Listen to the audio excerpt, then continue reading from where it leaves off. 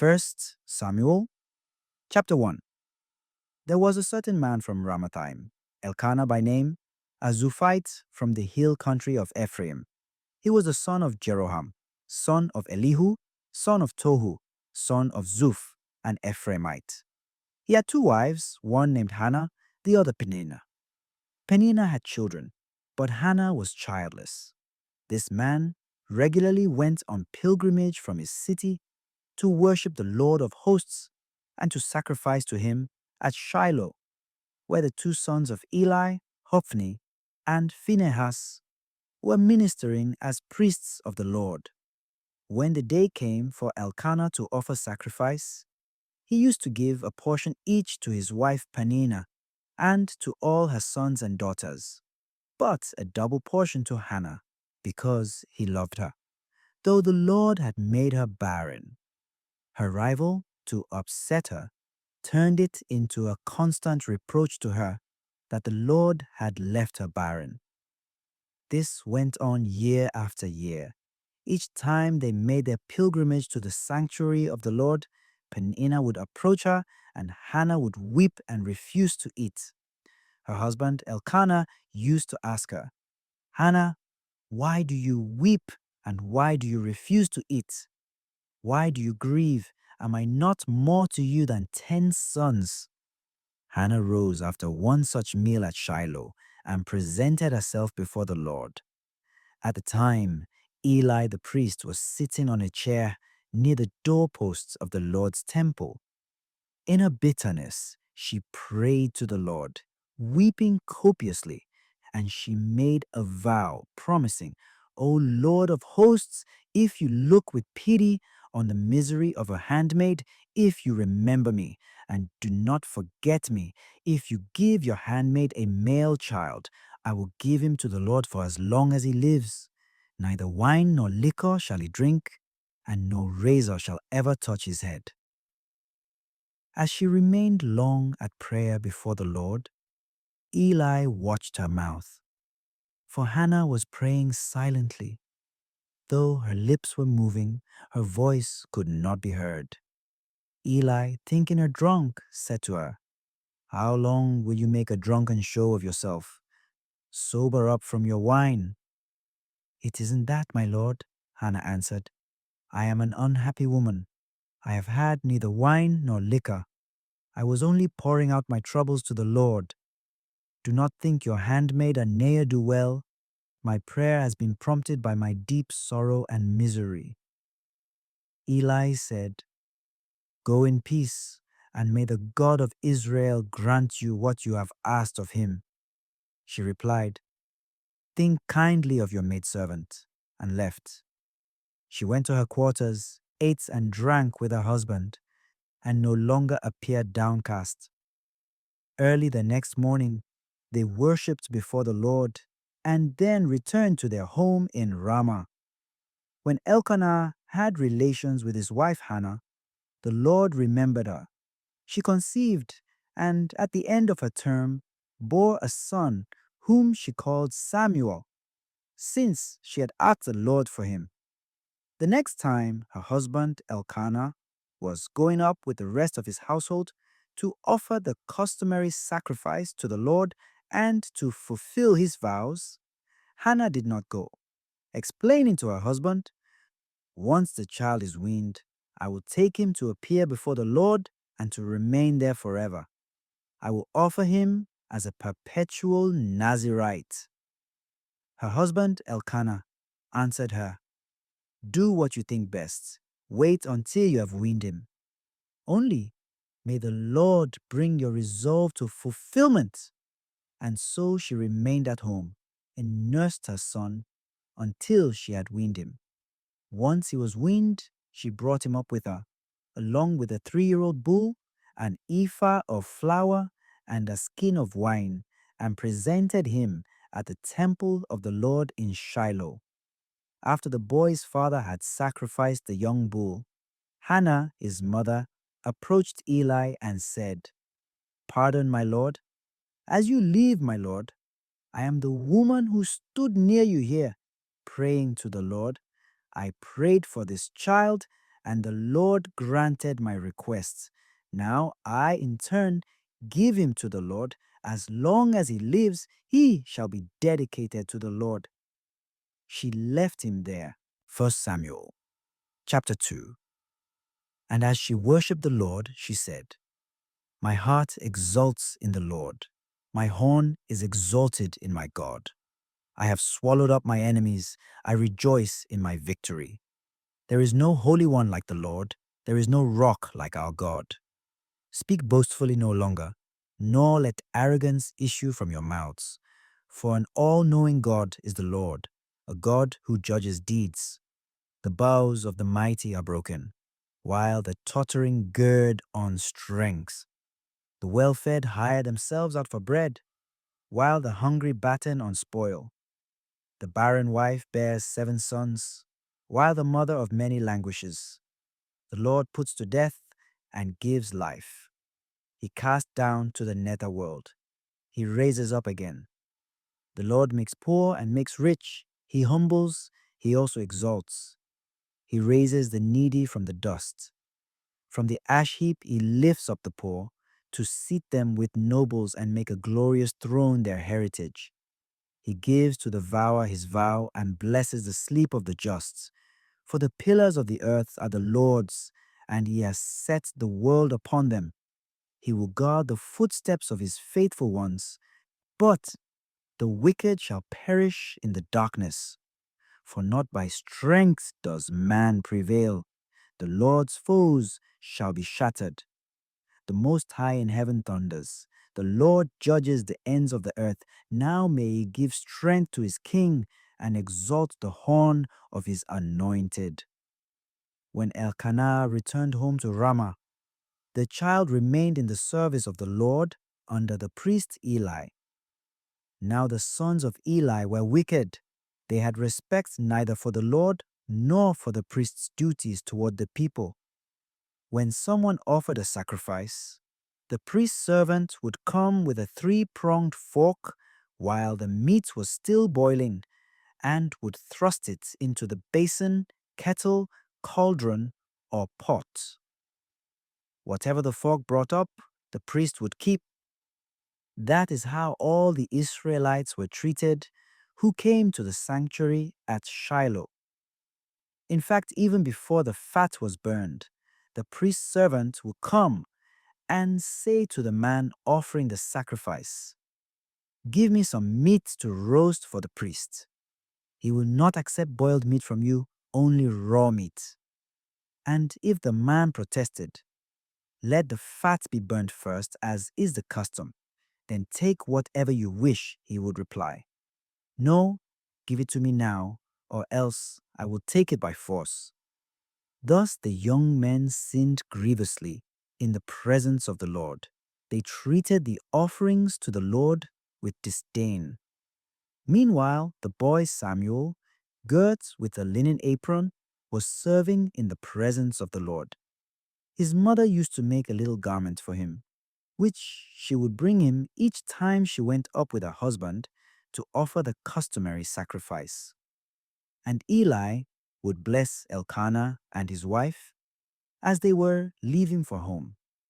He would say, "May the Lord repay you with children from this woman for the gift she has made to the Lord." The Lord favored Hannah so that she conceived and gave birth to 3 more sons and 2 daughters, while young Samuel grew up in the service of the Lord. When Eli was very old, he heard repeatedly how his sons were treating all Israel, and that they were having relations with the women serving at the entry of the meeting tent. So he said to them, "Why are you doing such things? No, my sons, you must not do these things. It is not a good report that I hear the people of the Lord spreading about you. If a man sins against another man, one can intercede for him with the Lord. But if a man sins against the Lord, who can intercede for him?" But they disregarded their father's warning, since the Lord had decided on their death. Meanwhile, young Samuel was growing in stature and in words. in the estimation of the Lord and of men. A man of God came to Eli and said to him, "This is what the Lord says. I went so far as to reveal myself to your father's family when they were in Egypt as slaves to the house of Pharaoh. I chose them out of all the tribes of Israel to be my priests, to go up to my altar, to burn incense, and to wear the ephod before me.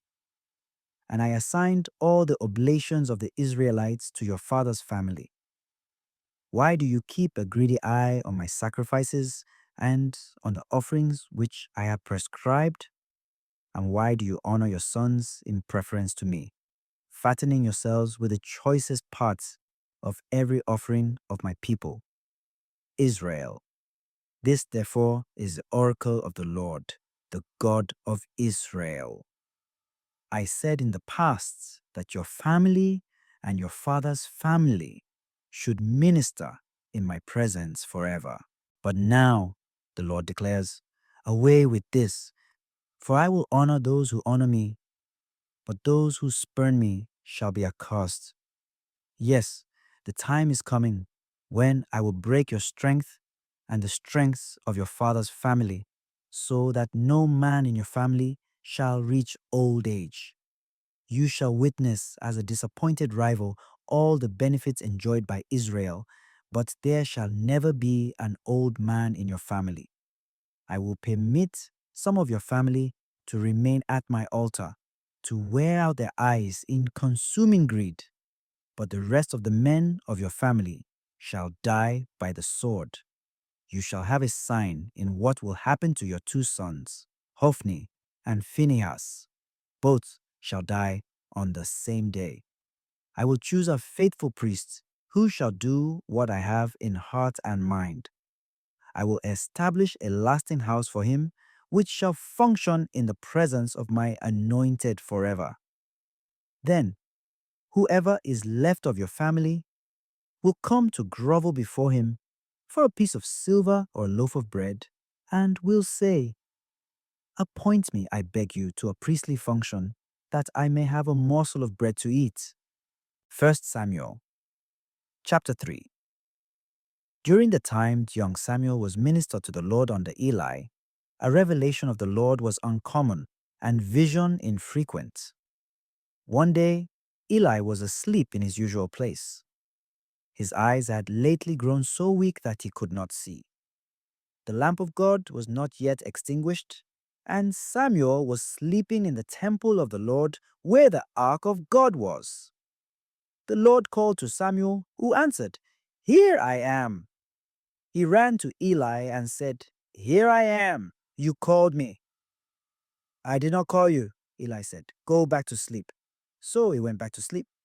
Again, the Lord called Samuel, who rose and went to Eli. "Here I am," he said. "You called me." But he answered, "I did not call you, my son. Go back to sleep."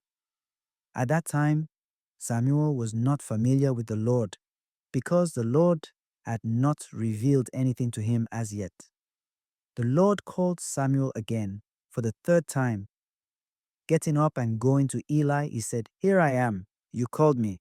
Then Eli understood that the Lord was calling the youth. So he said to Samuel, "Go to sleep, and if you are called, reply, 'Speak, Lord, for your servant is listening.'" When Samuel went to sleep in his place, the Lord came and revealed his presence, calling out as before, "Samuel, Samuel." Samuel answered, "Speak, for your servant is listening." The Lord said to Samuel, "I am about to do something in Israel that will cause the ears of everyone who hears it to ring. On that day, I will carry out in full against Eli everything I threatened against his family. I announced to him that I am condemning his family once and for all because of this crime. Though he knew his sons were blaspheming God, he did not reprove them. Therefore, I swear to the family of Eli that no sacrifice or offering will ever expiate its crime."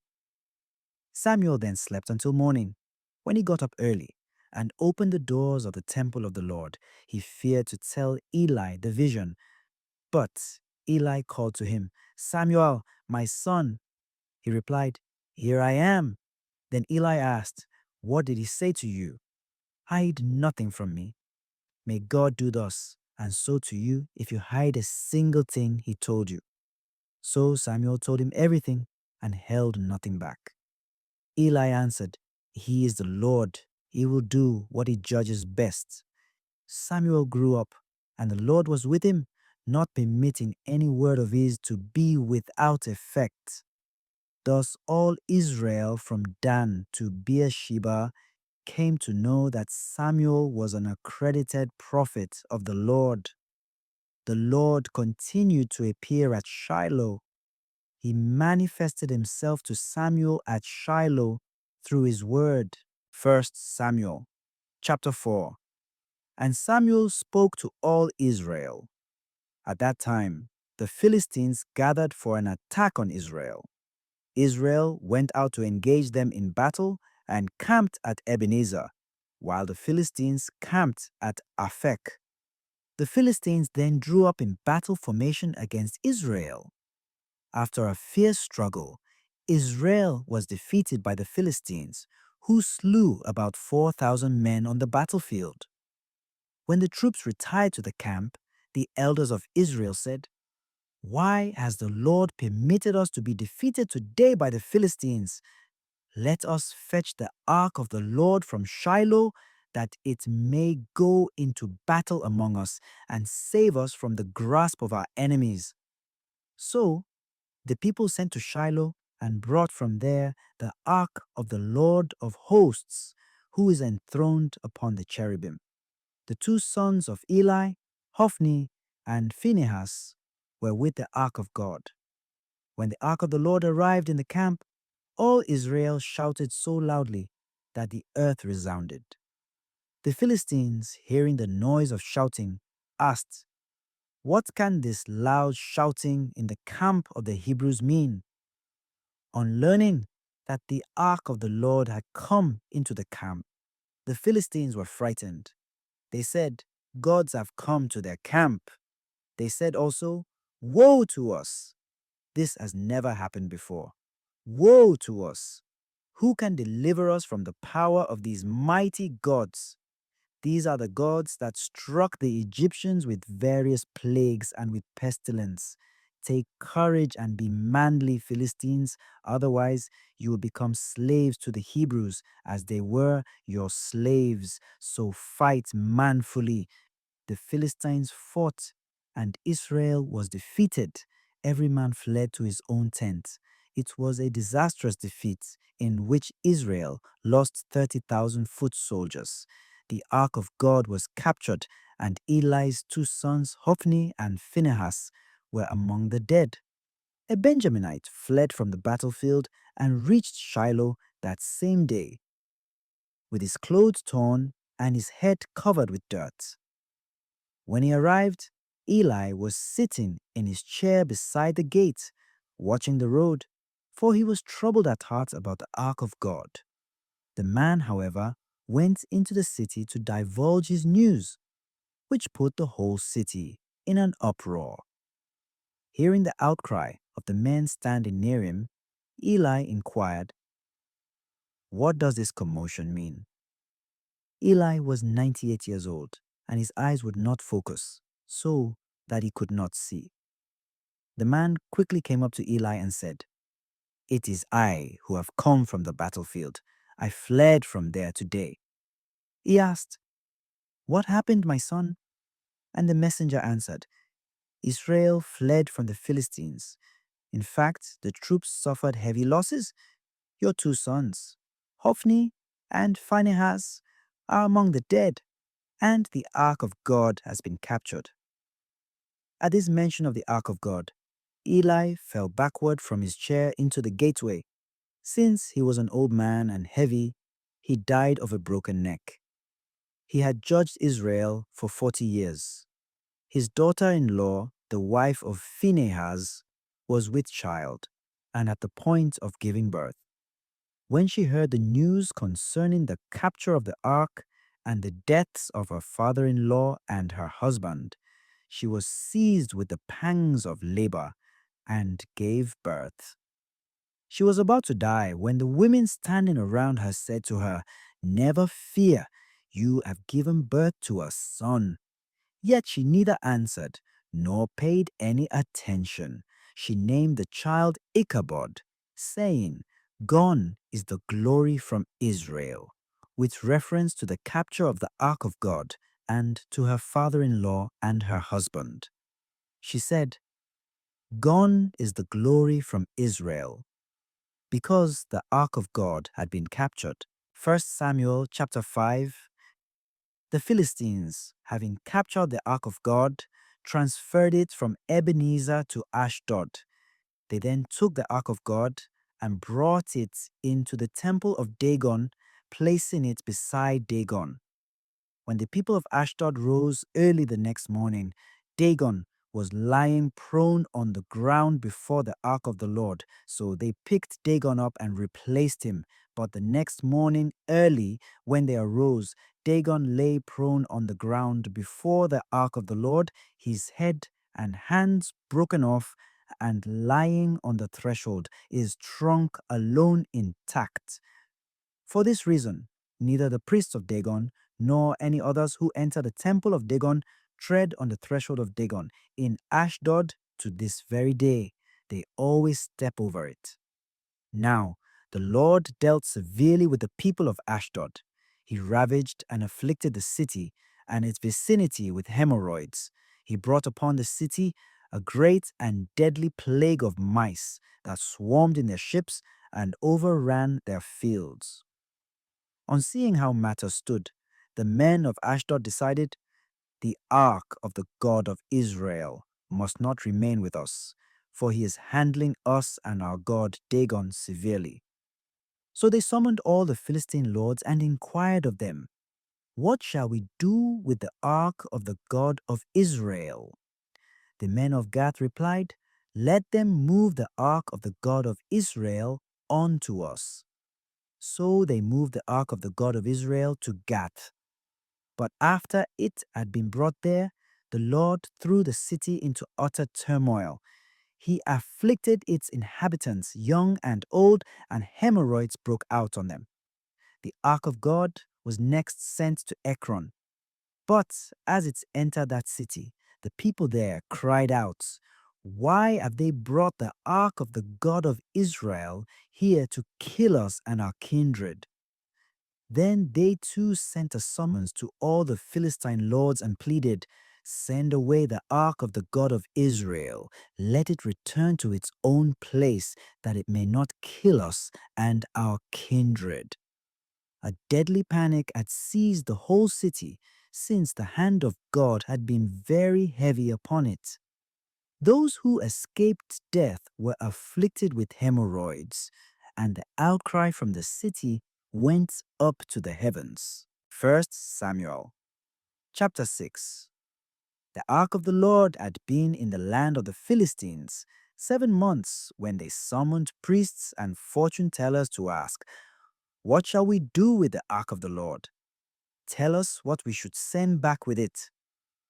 They replied, "If you intend to send away the ark of the God of Israel, you must not send it alone, but must by all means make amends to him through a guilt offering.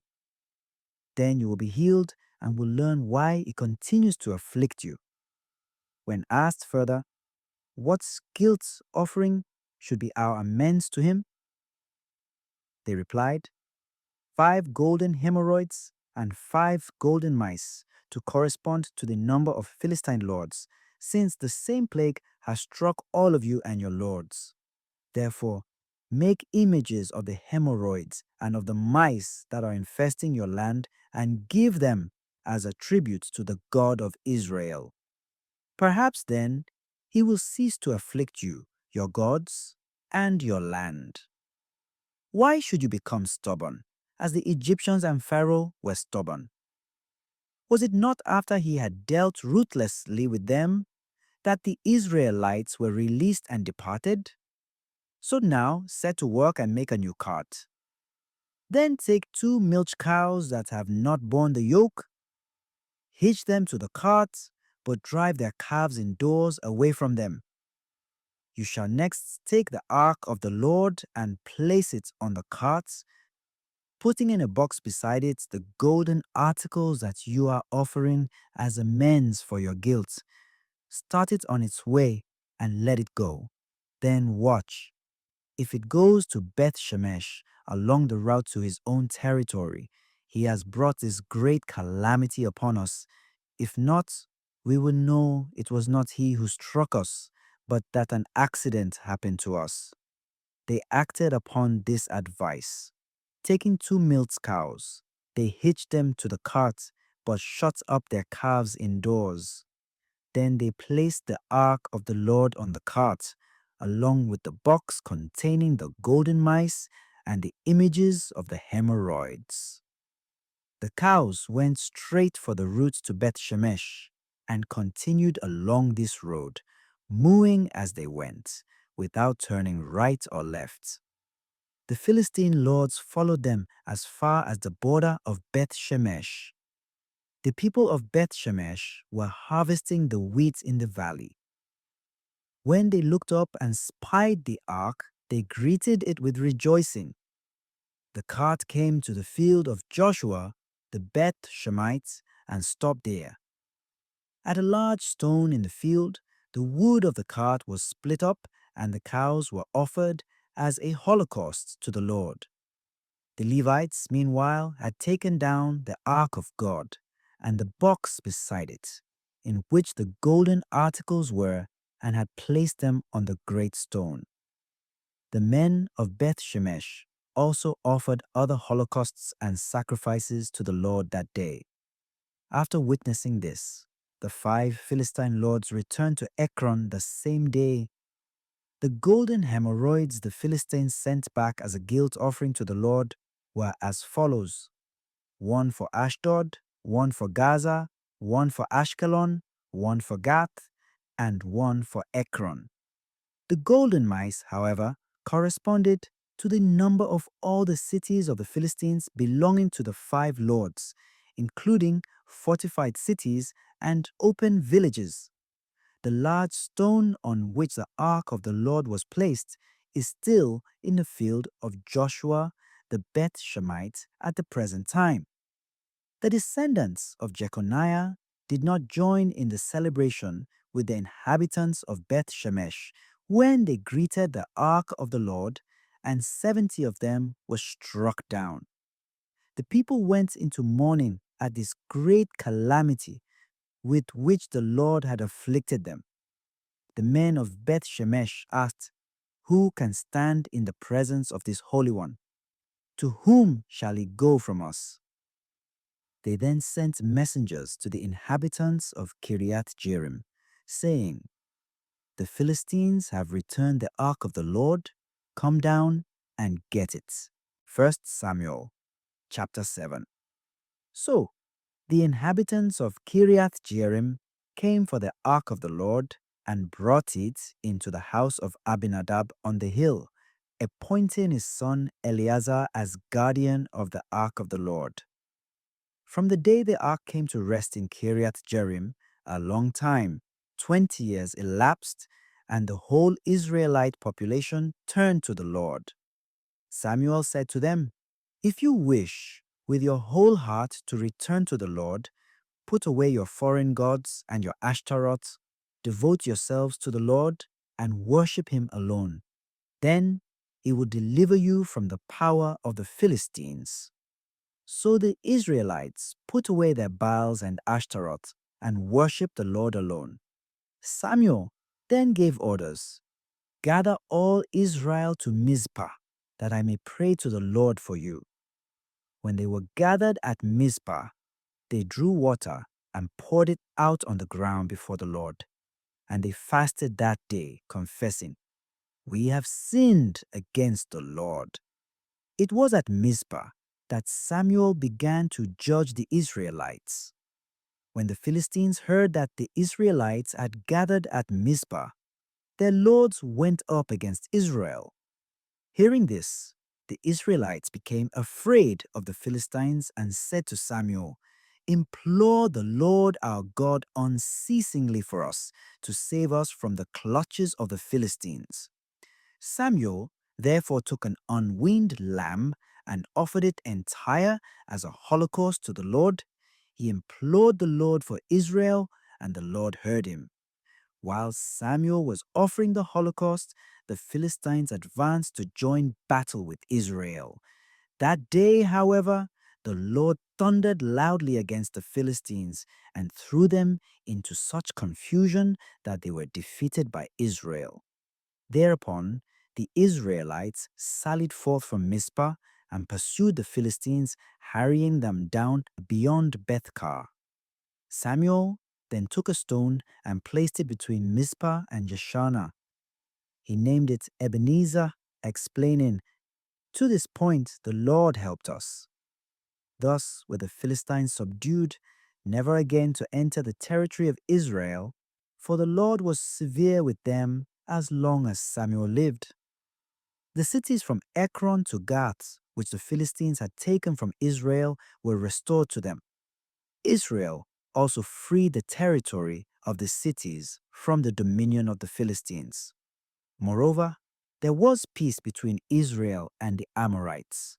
Samuel judged Israel as long as he lived. He made a yearly journey, passing through Bethel, Gilgal, and Mizpah, and judging Israel at each of these sanctuaries.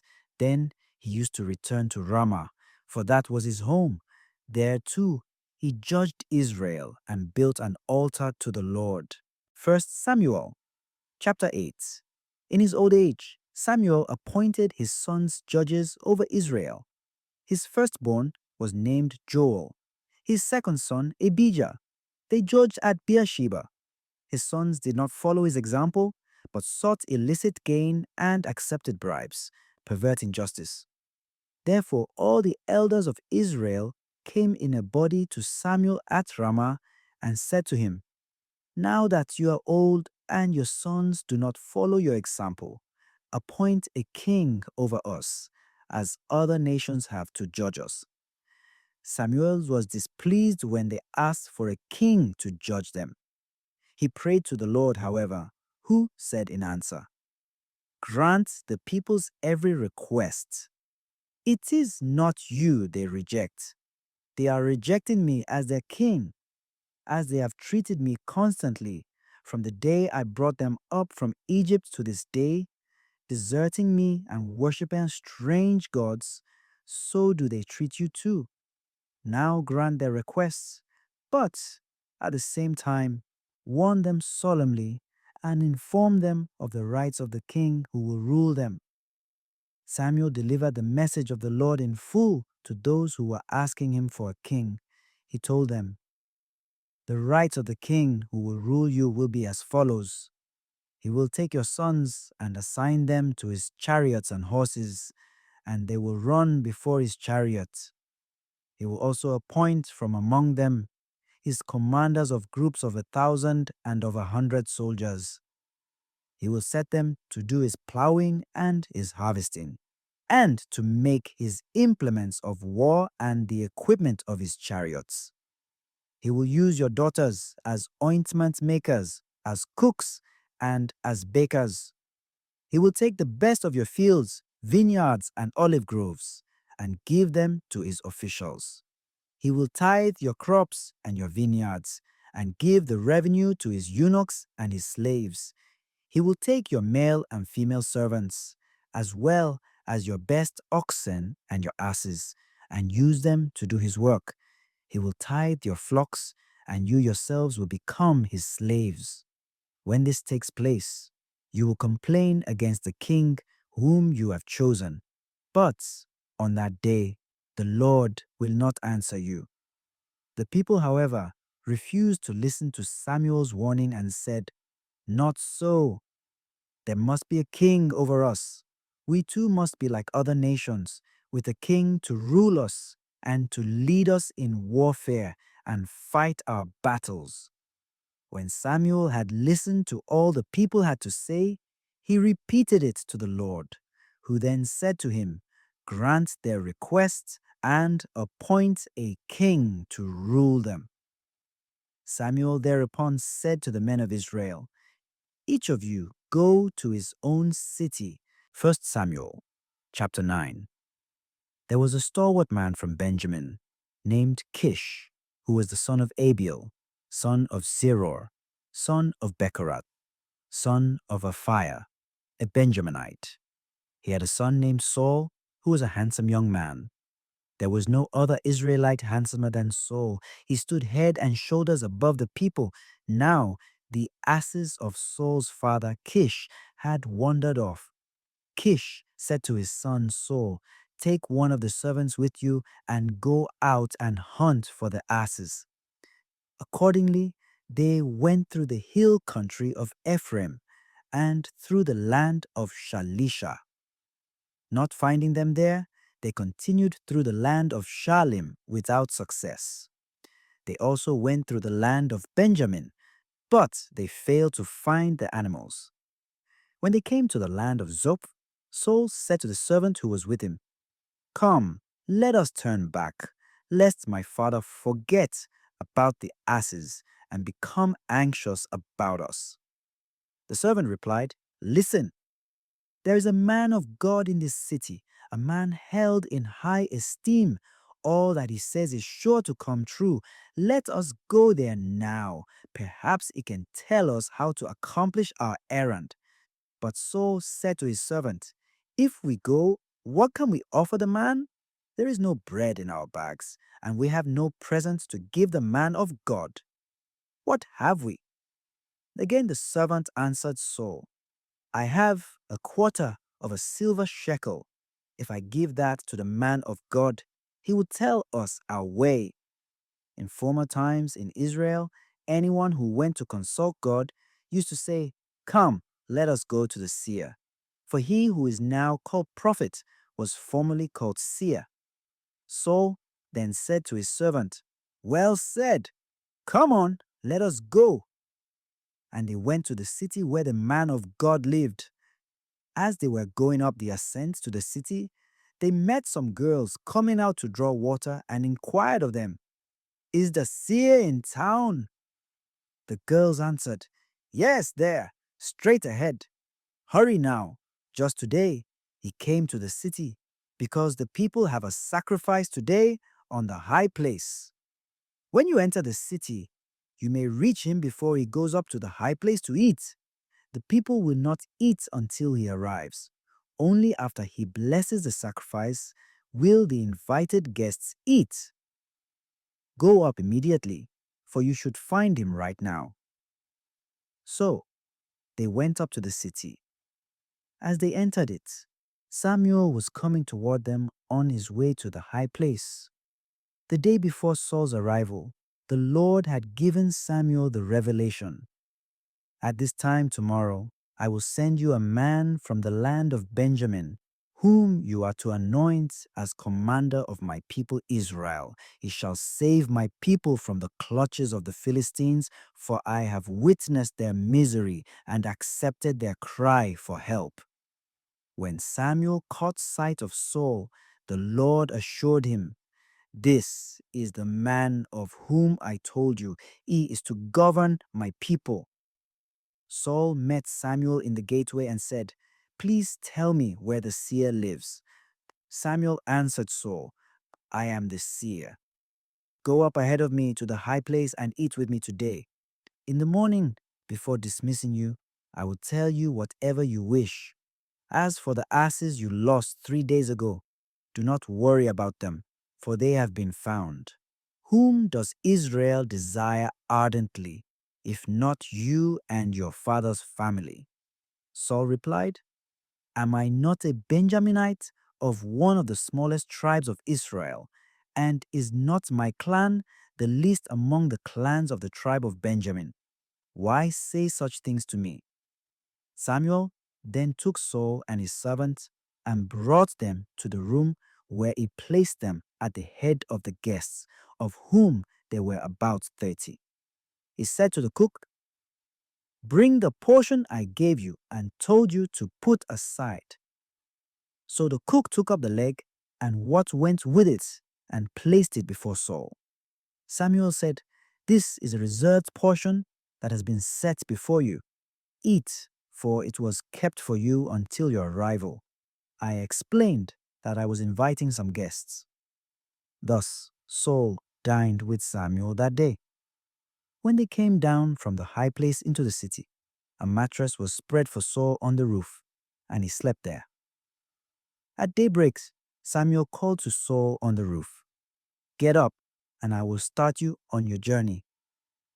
Saul rose, and he and Samuel went outside the city together. As they were approaching the edge of the town, Samuel said to Saul, "Tell the servant to go on ahead of us, but stay here yourself for the moment, that I may give you a message from God." 1 Samuel chapter 10. Then, from a flask he had with him, Samuel poured oil on Saul's head. He also kissed him, saying, "The Lord anoints you commander over his heritage. You are to govern the Lord's people Israel and to save them from the grasp of their enemies round about. This will be the sign for you that the Lord has anointed you commander over his heritage. When you leave me today, you will meet two men near Rachel's tomb at Zelzah, in the territory of Benjamin, who will say to you, 'The asses you went to look for have been found.' Your father is no longer worried about the asses, but is anxious about you and says, 'What shall I do about my son?' Farther on, when you arrive at the terebinth of Tabor, you will be met by three men going up to God at Bethel. One will be bringing 3 kids, another 3 loaves of bread, and the third a skin of wine. They will greet you and offer you 2 wave offerings of bread, which you will take from them. After that, you will come to Gibeath Elohim, where there is a garrison of the Philistines. As you enter that city, you will meet a band of prophets in a prophetic state, coming down from the high place, preceded by lyres, tambourines, flutes, and harps. The Spirit of the Lord will rush upon you, and you will join them in their prophetic state and will be changed into another man. When you see these signs fulfilled, do whatever you judge feasible, because God is with you. Now go down ahead of me to Gilgal, for I shall come down to you to offer holocausts and to sacrifice peace offerings. Wait 7 days until I come to you. I shall then tell you what you must do." As Saul turned to leave Samuel, God gave him another heart. That very day, all these signs came to pass. When they were going from there to Gibeah, a band of prophets met him, and the Spirit of God rushed upon him, so that he joined them in their prophetic state. When all who had known him previously saw him in a prophetic state among the prophets, they said to one another, "What has happened to the son of Kish? Is Saul also among the prophets?" And someone from that district added, "And who is their father?" Thus the proverb arose, "Is Saul also among the prophets?" When he came out of the prophetic state, he went home. Saul's uncle inquired of him and his servant, "Where have you been?" Saul replied, "To look for the asses. When we could not find them, we went to Samuel." Then Saul's uncle said, "Tell me then what Samuel said to you." Saul said to his uncle, "He assured us that the asses had been found, but he mentioned nothing to him of what Samuel had said about the kingship." Samuel called the people together to the Lord at Mizpah and addressed the Israelites. "Thus says the Lord, the God of Israel, it was I who brought Israel up from Egypt and delivered you from the power of the Egyptians and from the power of all the kingdoms that oppressed you. But today you have rejected your God, who delivers you from all your evils and calamities, by saying to him, 'Not so. but you must appoint a king over us. Now therefore take your stand before the Lord according to tribes and families." So Samuel had all the tribes of Israel come forward, and the tribe of Benjamin was chosen. Next, he had the tribe of Benjamin come forward in clans, and the clan of Matri was chosen. And finally, Saul, son of Kish, was chosen. But they looked for him in vain. Again, they consulted the Lord. "Has he come here?" The Lord answered, "He is hiding among the baggage." They ran to bring him from there. And when he stood among the people, he was head and shoulders above all the crowd. Samuel said to all the people, "Do you see the man whom the Lord has chosen? There is none like him among all the people." Then all the people shouted, "Long live the king!" Samuel next explained to the people the law of royalty and wrote it in a book, which he placed in the presence of the Lord.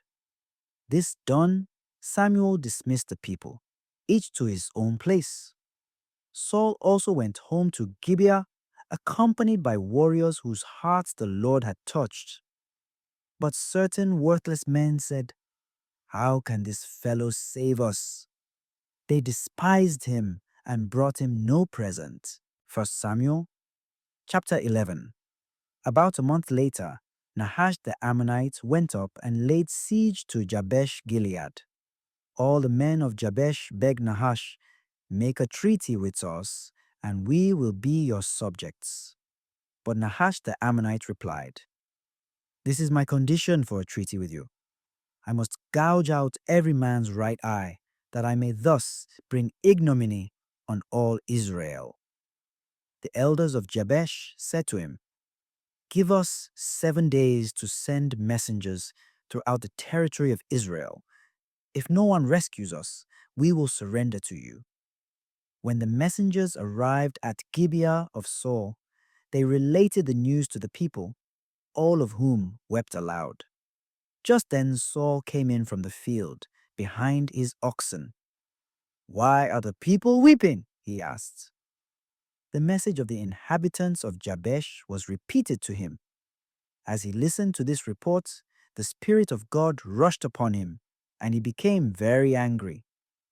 Taking a yoke of oxen, he cut them into pieces, which he sent throughout the territory of Israel by couriers with the message, "If anyone does not come out to follow Saul and Samuel, the same as this will be done to his oxen." In dread of the Lord, the people turned out to a man. When he reviewed them in Bezek, there were 300,000 Israelites and 70,000 Judahites. To the messengers who had come, he said, "Tell the inhabitants of Jabesh Gilead that tomorrow, while the sun is hot, they will be rescued." The messengers came and reported this to the inhabitants of Jabesh, who were jubilant, and said to Nahash, "Tomorrow we will surrender to you, and you may do whatever you please with us."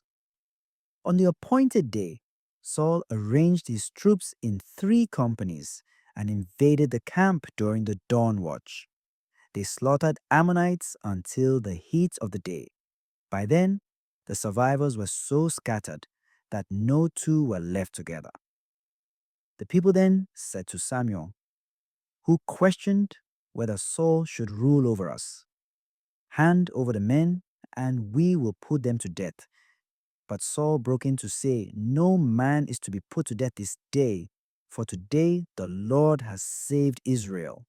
Samuel said to the people, "Come, let us go to Gilgal to inaugurate the kingdom there." So all the people went to Gilgal, where in the presence of the Lord they made Saul king. They also sacrificed peace offerings there before the Lord, and Saul and all the Israelites celebrated the occasion with great joy. 1 Samuel chapter 12. Samuel addressed all Israel. "I have granted your request in every respect," he said. "I have set a king over you, and now the king is your leader. As for me, I am old and gray, and have sons among you. I have lived with you from my youth to the present day. Here I stand. Answer me in the presence of the Lord and of his anointed. Whose ox have I taken? Whose ass have I taken? Whom have I cheated? Whom have I oppressed? From whom have I accepted a bribe and overlooked his guilt? I will make restitution to you. They replied, You have neither cheated us, nor oppressed us, nor accepted anything from anyone. So he said to them, The Lord is witness against you this day, and his anointed as well, that you have found nothing in my possession. He is witness, they agreed. Continuing, Samuel said to the people, The Lord is witness, who appointed Moses and Aaron, and who brought your fathers up from the land of Egypt. Now therefore, take your stand, and I shall arraign you before the Lord, and shall recount for you all the acts of mercy the Lord has done for you and your fathers. When Jacob and his sons went to Egypt, and the Egyptians oppressed them, your fathers appealed to the Lord, who sent Moses and Aaron to bring them out of Egypt, and he gave them this place to live in. But they forgot the Lord their God, and he allowed them to fall into the clutches of Sisera, the captain of the army of Jabin, king of Hazor, into the grasp of the Philistines, and into the grip of the king of Moab, who made war against them.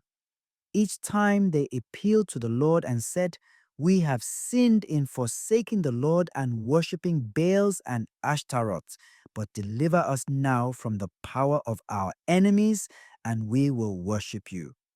Accordingly, the Lord sent Jerubbaal, Barak, Jephthah, and Samuel.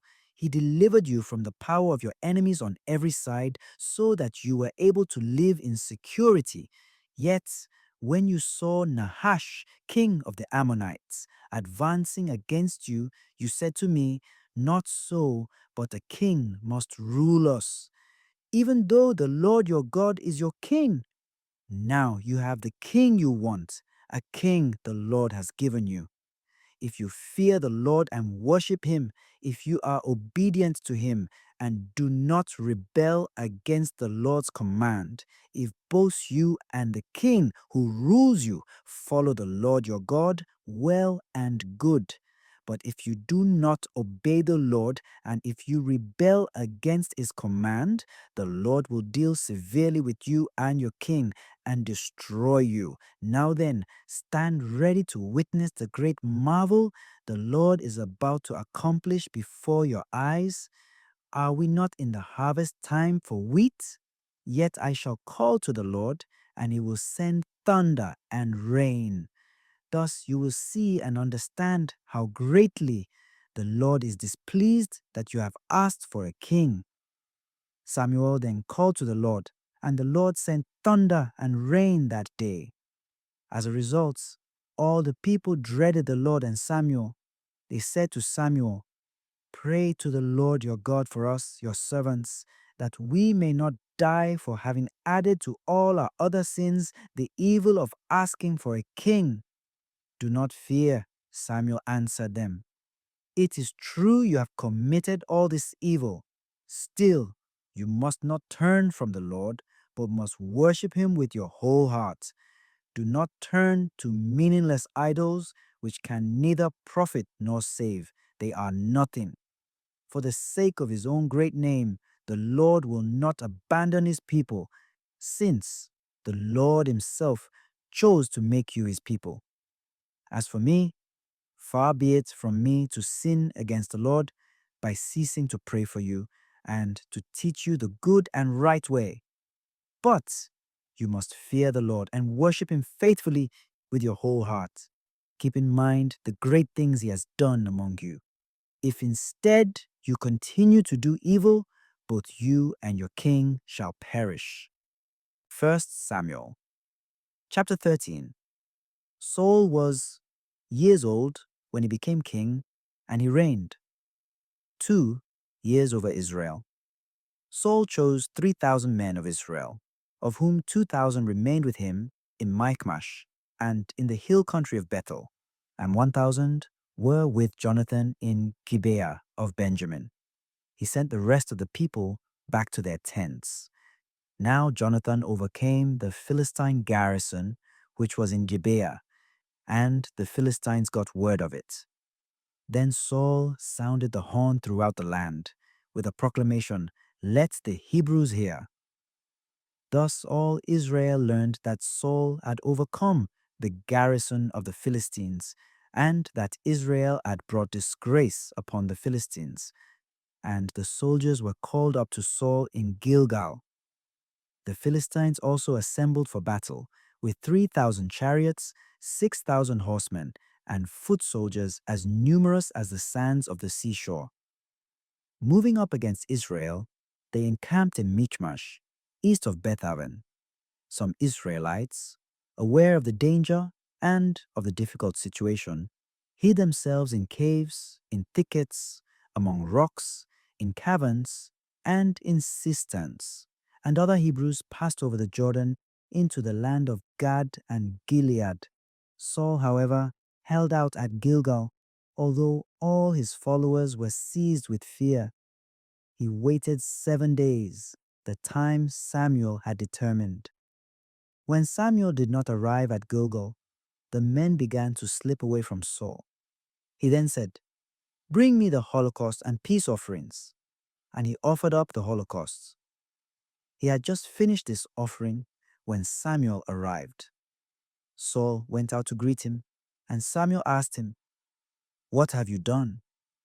Saul replied, "When I saw that the men were slipping away from me, since you had not come by the specified time, and with the Philistines assembled at Michmash, I said to myself, 'Now the Philistines will come down against me at Gilgal, and I have not yet sought the Lord's blessing.'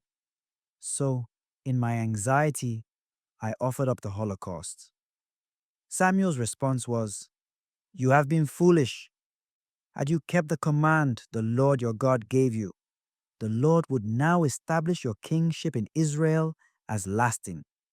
But as things are, your kingdom shall not endure. The Lord has sought out a man after his own heart, and has appointed him commander of his people, because you broke the Lord's command." Then Samuel set out from Gilgal and went his own way. But the rest of the people went up after Saul to meet the soldiers, going from Gilgal to Gibeah of Benjamin. Saul then numbered the soldiers he had with him, who were about 600. Saul, his son Jonathan, and the soldiers they had with them were now occupying Geba of Benjamin, and the Philistines were encamped at Michmash. Meanwhile, raiders left the camp of the Philistines in 3 bands. One band took the Ophrah road toward the district of Shual. Another turned in the direction of Beth Horon, and the third took the road for Geba that overlooks the valley of the hyenas toward the desert. Not a single smith was to be found in the whole land of Israel. For the Philistines had said, "Otherwise the Hebrews will make swords or spears." All Israel, therefore, had to go down to the Philistines to sharpen their plowshares, mattocks, axes, and sickles. The price for the plowshares and mattocks was 2/3 of a shekel, and 1/3 of a shekel for sharpening the axes and for setting the ox goads. And so, on the day of battle, neither sword nor spear could be found in the possession of any of the soldiers with Saul or Jonathan. Only Saul and his son Jonathan had them. An outpost of the Philistines had pushed forward to the pass of Michmash. 1 Samuel chapter 14. One day Jonathan, son of Saul, said to his armor-bearer, "Come, let us go over to the Philistine outpost on the other side." But he did not inform his father. Saul's command post was under the pomegranate tree near the threshing floor on the outskirts of Geba. Those with him numbered about 600 men. Ahijah, son of Ahitub, brother of Ichabod, who was the son of Phinehas, son of Eli, the priest of the Lord at Shiloh, was wearing the ephod. Nor did the soldiers know that Jonathan had gone. Flanking the ravine through which Jonathan intended to get over to the Philistine outposts, there was a rocky crag on each side, one called Bozez, the other Sene. One crag was to the north, towards Michmash, the other to the south, toward Geba. Jonathan said to his armor-bearer, "Come, let us go over to that outpost of the uncircumcised. Perhaps the Lord will help us, because it is no more difficult for the Lord to grant victory through a few than through many." His armor-bearer replied, "Do whatever you are inclined to do. I will match your resolve." Jonathan continued, "We shall go over to those men and show ourselves to them. If they say to us, 'Stay there until we can come to you,' we shall stop where we are. We shall not go up to them. But if they say, 'Come up to us,' we shall go up, because the Lord has delivered them into our grasp. That will be our sign."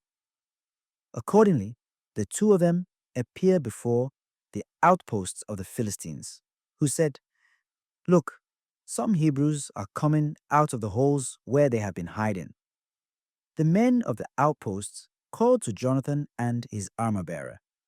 "Come up here," they said, "and we will teach you a lesson." So Jonathan said to his armor-bearer, "Climb up after me, for the Lord has delivered them into the grasp of Israel." Jonathan clambered up with his armor-bearer behind him. As the Philistines turned to flee him, he cut them down, and his armor-bearer followed him and finished them off. In this first exploit, Jonathan and his armor-bearer slew about 20 men within half a furlong. Then panic spread to the army and to the countryside, and all the soldiers, including the outpost and the raiding parties, were terror-stricken. The earth also shook so that the panic was beyond human endurance. The lookouts of Saul in Geba of Benjamin saw that the enemy camp had scattered and were running about in all directions. Saul said to those around him, "Count the troops and find out if any of us are missing." When they had investigated, they found Jonathan and his armor-bearer missing. Saul then said to Ahijah, "Bring the ephod here." Ahijah was wearing the ephod in front of the Israelites at that time. While Saul was speaking to the priest, the tumult in the Philistine camp kept increasing. So he said to the priest, "Withdraw your hand." And Saul and all his men shouted and rushed into the fight, where the Philistines, wholly confused, were thrusting swords at one another. In addition, the Hebrews, who had previously sided with the Philistines and had gone up with them to the camp, turned to join the Israelites under Saul and Jonathan. Likewise, all the Israelites who were hiding in the hill country of Ephraim, on hearing that the Philistines were fleeing, pursued them in the rout. Thus the Lord saved Israel that day. The battle continued past Beth Horon. The whole people, about 10,000 combatants, were with Saul, and there was scattered fighting in every town in the hill country of Ephraim. And Saul swore a very rash oath that day, putting the people under this ban: "Cursed be the man who takes food before evening, before I am able to avenge myself on my enemies." So none of the people tasted food. Indeed, there was a honeycomb lying on the ground, and when the soldiers came to the comb, the swarm had left it. Yet no one would raise a hand to his mouth from it, because the people feared the oath. Jonathan, who had not heard that his father had put the people under oath, thrust out the end of the staff he was holding and dipped it into the honey. Then he raised it to his mouth, and his eyes lit up. At this, one of the soldiers spoke up. Your father put the people under a strict oath, saying, "Cursed be the man who takes food this day." As a result, the people are weak. Jonathan replied, "My father brings trouble to the land. Look how bright my eyes are from the small taste of honey I have had." What is more, if the people had eaten freely today of their enemies' booty when they came across it, would not the slaughter of the Philistines by now have been the greater for it? After the Philistines were routed that day from Michmash to Aijalon, the people were completely exhausted, so they pounced upon the spoil and took sheep, oxen, and calves, slaughtering them on the ground and eating the flesh with blood. Informed that the people were sinning against the Lord by eating the flesh with blood, Saul said, "You have broken faith. Roll a large stone here for me." He continued, "Mingle with the people and tell each of them to bring his ox or his sheep to me. Slaughter it here and then eat, but you must not sin against the Lord by eating the flesh with blood." So everyone brought to the Lord whatever ox he had seized, and they slaughtered them there. And Saul built an altar to the Lord. This was the first time he built an altar to the Lord. Then Saul said, "Let us go down in pursuit of the Philistines by night, to plunder among them until daybreak and to kill them all off." They replied, "Do what you think best." But the priest said, "Let us consult God." So Saul inquired of God, "Shall I go down in pursuit of the Philistines? Will you deliver them into the power of Israel?" But he received no answer on this occasion. Saul then said, "Come here, all officers of the army. We must investigate and find out how this sin was committed today. As the Lord lives, who has given victory to Israel, even if my son Jonathan has committed it, he shall surely die." But none of the people answered him. So he said to all Israel, "Stand on one side, and I and my son Jonathan will stand on the other." The people responded, "Do what you think best." And Saul said to the Lord, the God of Israel, "Why did you not answer your servant this time? If the blame for this resides in me or my son Jonathan, Lord, God of Israel, respond with Urim. But if this guilt is in your people, Israel, respond with Thummim." Jonathan and Saul were designated, and the people went free. Saul then said, "Cast lots between me and my son Jonathan." And Jonathan was designated. Saul said to Jonathan, "Tell me what you have done." Jonathan replied, "I only tasted a little honey from the end of the staff I was holding. Am I to die for this?" Saul said, "May God do thus and so to me if you do not indeed die, Jonathan." But the army said to Saul, "Is Jonathan to die, though it was he who brought Israel this great victory? This must not be. As the Lord lives, not a single hair of his head shall fall to the ground, for God was with him in what he did today." Thus the soldiers were able to rescue Jonathan from death. After that, Saul gave up the pursuit of the Philistines, who returned to their own territory. After taking over the kingship of Israel, Saul waged war on all their surrounding enemies: Moab, the Ammonites, Aram, Beth-rehob, the king of Zobah, and the Philistines. Wherever he turned, he was successful and fought bravely.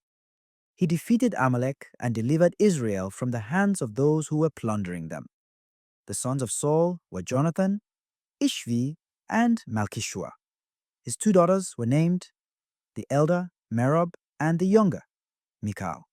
Saul's wife, who was named Ahinoam, was the daughter of Ahimaaz.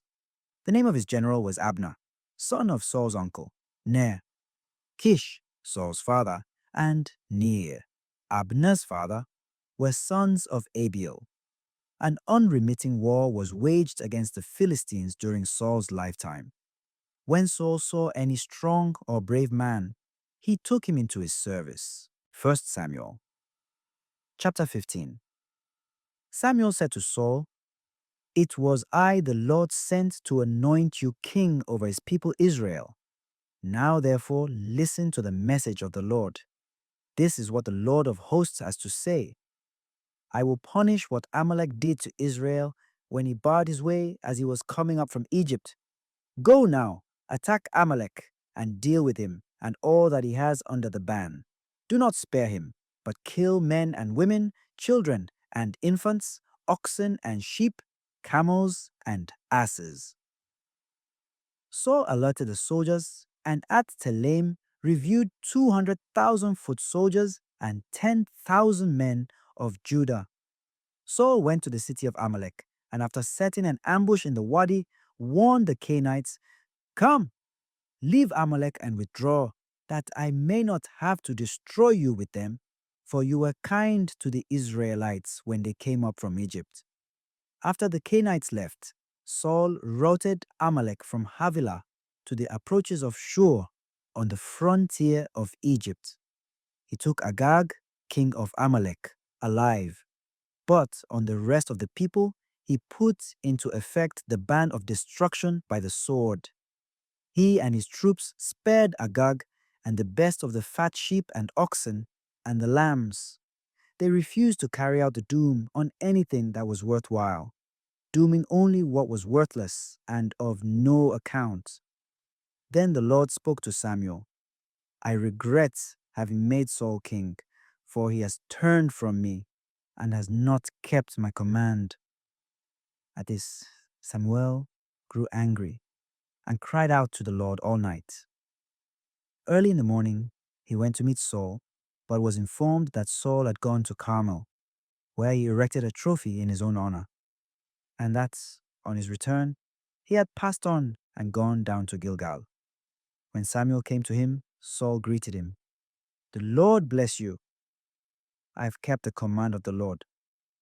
But Samuel asked, "What then is the meaning of this bleating of sheep that comes to my ears and the lowing of oxen that I hear?" Saul replied, "They were brought from Amalek. The men spared the best sheep and oxen to sacrifice to the Lord your God, but we have carried out the ban on the rest." Samuel said to Saul, "Stop! Let me tell you what the Lord said to me last night." "Speak," he replied. Samuel then said, "Though little in your own esteem, are you not leader of the tribes of Israel? The Lord anointed you king of Israel and sent you on a mission saying, 'Go and put the sinful Amalekites under a ban of destruction. Fight against them until you have exterminated them.' Why then have you disobeyed the Lord? You have pounced on the spoil, thus displeasing the Lord." Saul answered Samuel, "I did indeed obey the Lord and fulfill the mission on which the Lord sent me. I have brought back Agag, and I have destroyed Amalek under the ban. But from the spoil, the men took sheep and oxen, the best of what had been banned, to sacrifice to the Lord their God in Gilgal." But Samuel said, "Does the Lord so delight in holocausts and sacrifices as in obedience to the command of the Lord? Obedience is better than sacrifice, and submission than the fat of rams. For a sin like divination is rebellion, and presumption is the crime of idolatry. Because you have rejected the command of the Lord, he too has rejected you as ruler." Saul replied to Samuel, "I have sinned, for I have disobeyed the command of the Lord and your instructions. In my fear of the people, I did what they said. Now forgive my sin and return with me, that I may worship the Lord." But Samuel said to Saul, "I will not return with you, because you rejected the command of the Lord, and the Lord rejects you as king of Israel." As Samuel turned to go, Saul seized a loose end of his mantle, and it tore off. So Samuel said to him, The Lord has torn the kingdom of Israel from you this day and has given it to a neighbor of yours who is better than you. The glory of Israel neither retracts nor repents, for he is not man that he should repent. But he answered, I have sinned, yet honor me now before the elders of my people and before Israel. Return with me that I may worship the Lord your God. And so Samuel returned with him, and Saul worshipped the Lord. Afterward, Samuel commanded, Bring Agag, king of Amalek, to me. Agag came to him, struggling and saying, So it is bitter death. And Samuel said, As your sword has made women childless, so shall your mother be childless among women. Then he cut Agag down before the Lord in Gilgal. Samuel departed for Ramah, while Saul went up to his home in Gibeah of Saul. Never again, as long as he lived, did Samuel see Saul. Yet he grieved over Saul, because the Lord regretted having made him king of Israel. 1 Samuel chapter 16. The Lord said to Samuel, How long will you grieve for Saul, whom I have rejected, as king of Israel? Fill your horn with oil and be on your way. I am sending you to Jesse of Bethlehem, for I have chosen my king from among his sons. But Samuel replied, How can I go? Saul will hear of it and kill me. To this the Lord answered, Take a heifer along and say, I have come to sacrifice to the Lord. Invite Jesse to the sacrifice, and I myself will tell you what to do. You are to anoint for me the one I point out to you. Samuel did as the Lord had commanded him. When he entered Bethlehem, the elders of the city came trembling to meet him and inquired, Is your visit peaceful, O seer? He replied, Yes, I have come to sacrifice to the Lord, so cleanse yourselves and join me today for the banquet. He also had Jesse and his sons cleanse themselves and invited them to the sacrifice. As they came, he looked at Eliab and thought, Surely the Lord's anointed is here before him. But the Lord said to Samuel, Do not judge from his appearance or from his lofty stature, because I have rejected him. Not as man sees does God see, because man sees the appearance, but the Lord looks into the heart.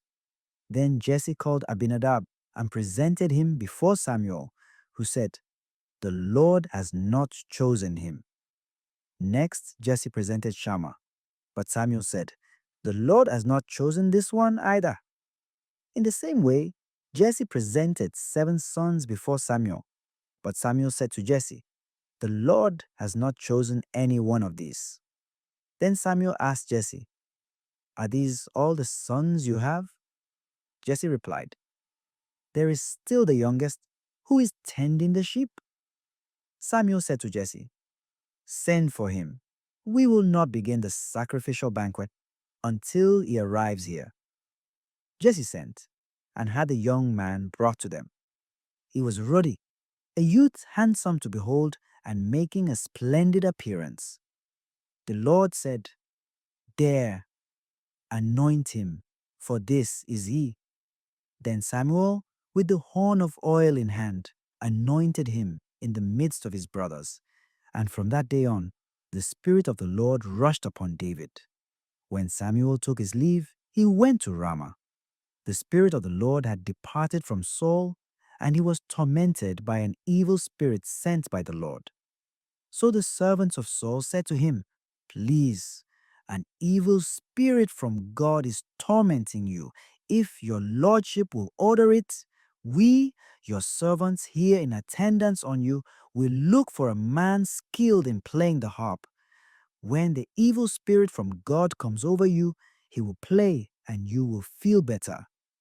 Saul then told his servants, Find me a skillful harpist and bring him to me.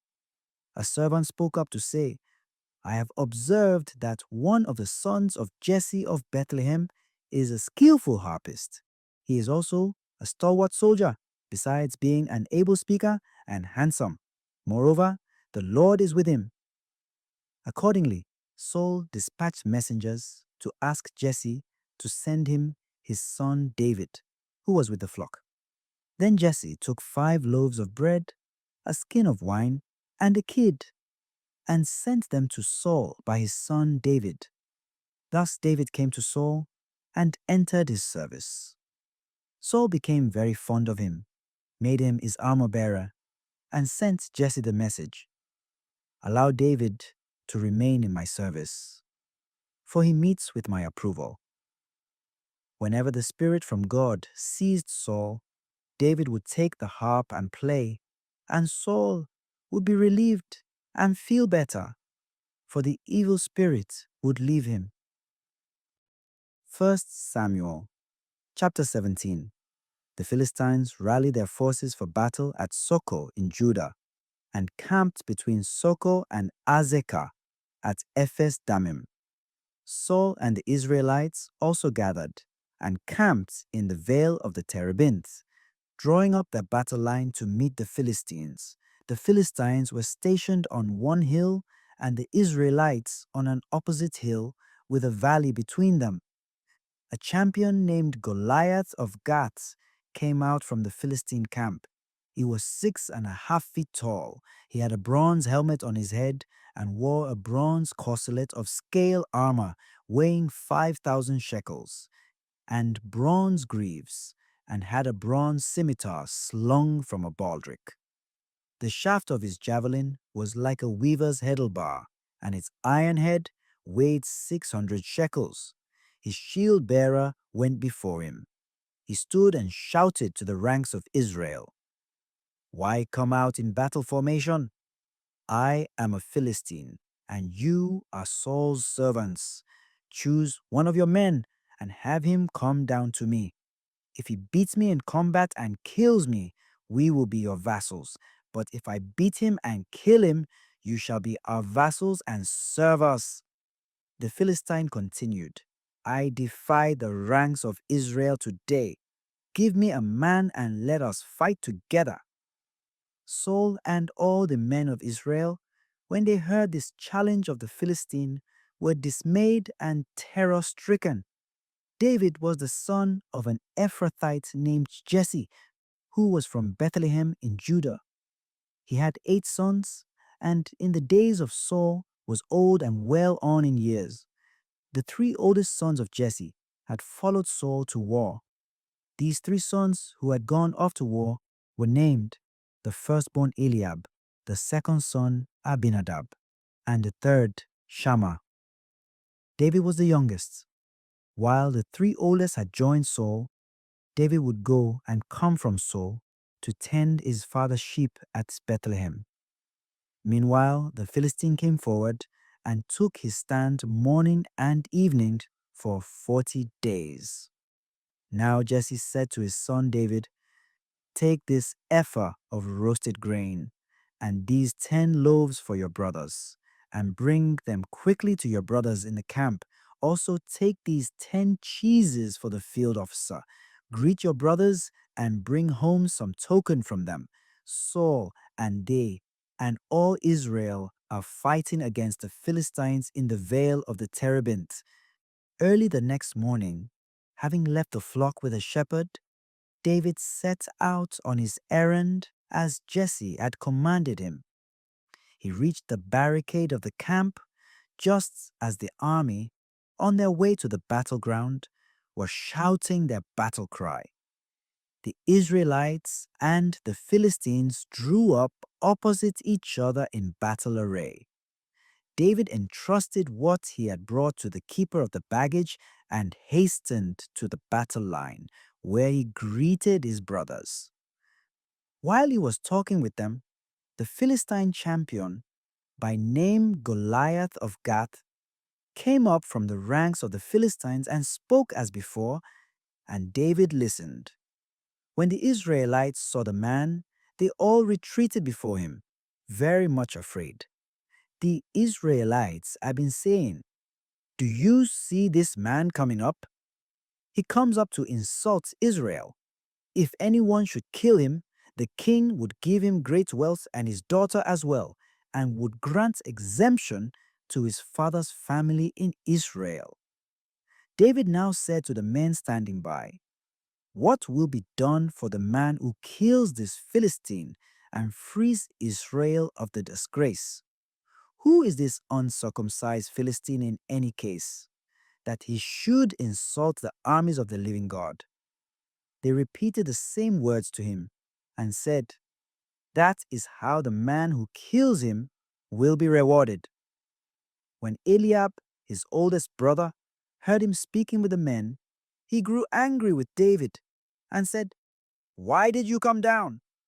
With whom have you left those sheep in the desert meanwhile? I know your arrogance and your evil intent. You came down to enjoy the battle." David replied, "What have I done now? I was only talking." Yet he turned from him to another and asked the same question, and everyone gave him the same answer as before. The words that David had spoken were overheard and reported to Saul, who sent for him. Then David spoke to Saul, "Let your majesty not lose courage. I am at your service to go and fight this Philistine." But Saul answered David, "You cannot go up against this Philistine and fight with him, for you are only a youth, while he has been a warrior from his youth." Then David told Saul, "Your servant used to tend his father's sheep, and whenever a lion or bear came to carry off a sheep from the flock, I would go after it and attack it and rescue the prey from its mouth. If it attacked me, I would seize it by the jaw, strike it, and kill it. Your servant has killed both a lion and a bear, and this uncircumcised Philistine will be as one of them, because he has insulted the armies of the living God." David continued, "The Lord, who delivered me from the claws of the lion and the bear, will also keep me safe from the clutches of this Philistine." Saul answered David, "Go, the Lord will be with you." Then Saul clothed David in his own tunic, putting a bronze helmet on his head and arming him with a coat of mail. David also girded himself with Saul's sword over the tunic. He walked with difficulty, however, since he had never tried armor before. He said to Saul, "I cannot go in these because I have never tried them before." So he took them off. Then, staff in hand, David selected 5 smooth stones from the wadi and put them in the pocket of his shepherd's bag. With his sling also ready to hand, he approached the Philistine. With his shield-bearer marching before him, the Philistine also advanced closer and closer to David. When he had sized David up and seen that he was youthful and ruddy and handsome in appearance, he held him in contempt. The Philistine said to David, "Am I a dog that you come against me with a staff?" Then the Philistine cursed David by his gods and said to him, "Come here to me, and I will leave your flesh for the birds of the air and the beasts of the field." David answered him, "You come in against me with sword and spear and scimitar, but I come against you in the name of the Lord of hosts, the God of the armies of Israel, that you have insulted. Today the Lord shall deliver you into my hand. I will strike you down and cut off your head. This very day I will leave your corpse and the corpses of the Philistine army for the birds of the air and the beasts of the field. Thus the whole land shall learn that Israel has a God. All this multitude too shall learn that it is not by sword or spear that the Lord saves. For the battle is the Lord's, and he shall deliver you into our hands." The Philistine then moved to meet David at close quarters, while David ran quickly toward the battle line in the direction of the Philistine. David put his hand into the bag and took out a stone, hurled it with a sling, and struck the Philistine on the forehead. The stone embedded itself in his brow, and he fell prostrate on the ground. Thus David overcame the Philistine with sling and stone. He struck the Philistine mortally and did it without a sword. Then David ran and stood over him with the Philistine's own sword, which he drew from its sheath. He dispatched him and cut off his head. When they saw that their hero was dead, the Philistines took to flight. Then the men of Israel and Judah, with loud shouts, went in pursuit of the Philistines to the approaches of Gath and to the gates of Ekron, and Philistines fell wounded along the road from Shaaraim as far as Gath and Ekron. On their return from the pursuit of the Philistines, the Israelites looted their camp. David took the head of the Philistines and brought it to Jerusalem, but he kept Goliath's armor in his own tent. When Saul saw David go out to meet the Philistine, he asked his general Abner, "Abner, whose son is that youth?" Abner replied, "As truly as your majesty is alive, I have no idea." And the king said, "Find out whose son the lad is." So, when David returned from slaying the Philistine, Abner took him and presented him to Saul. David was still holding the Philistine's head. Saul then asked him, "Whose son are you, young man?" David replied, "I am the son of your servant Jesse of Bethlehem." 1 Samuel chapter 18. By the time David finished speaking with Saul, Jonathan had become as fond of David as if his life depended on him. He loved him as he loved himself. Saul laid claim to David that day and did not allow him to return to his father's house, and Jonathan entered into a bond with David. Because he loved him as himself, Jonathan divested himself of the mantle he was wearing and gave it to David, along with his military dress and his sword, his bow, and his belt. David then carried out successfully every mission on which Saul sent him. So Saul put him in charge of his soldiers, and this was agreeable to the whole army, even to Saul's own officers. At the approach of Saul and David, on David's return, after slaying the Philistine, women came out from each of the cities of Israel to meet King Saul, singing and dancing with tambourines, joyful songs, and sistrums.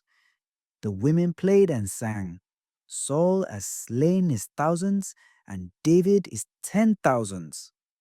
Saul was very angry and resentful of the song, for he thought, "They give David 10,000s, but only thousands to me. All that remains for him is the kingship."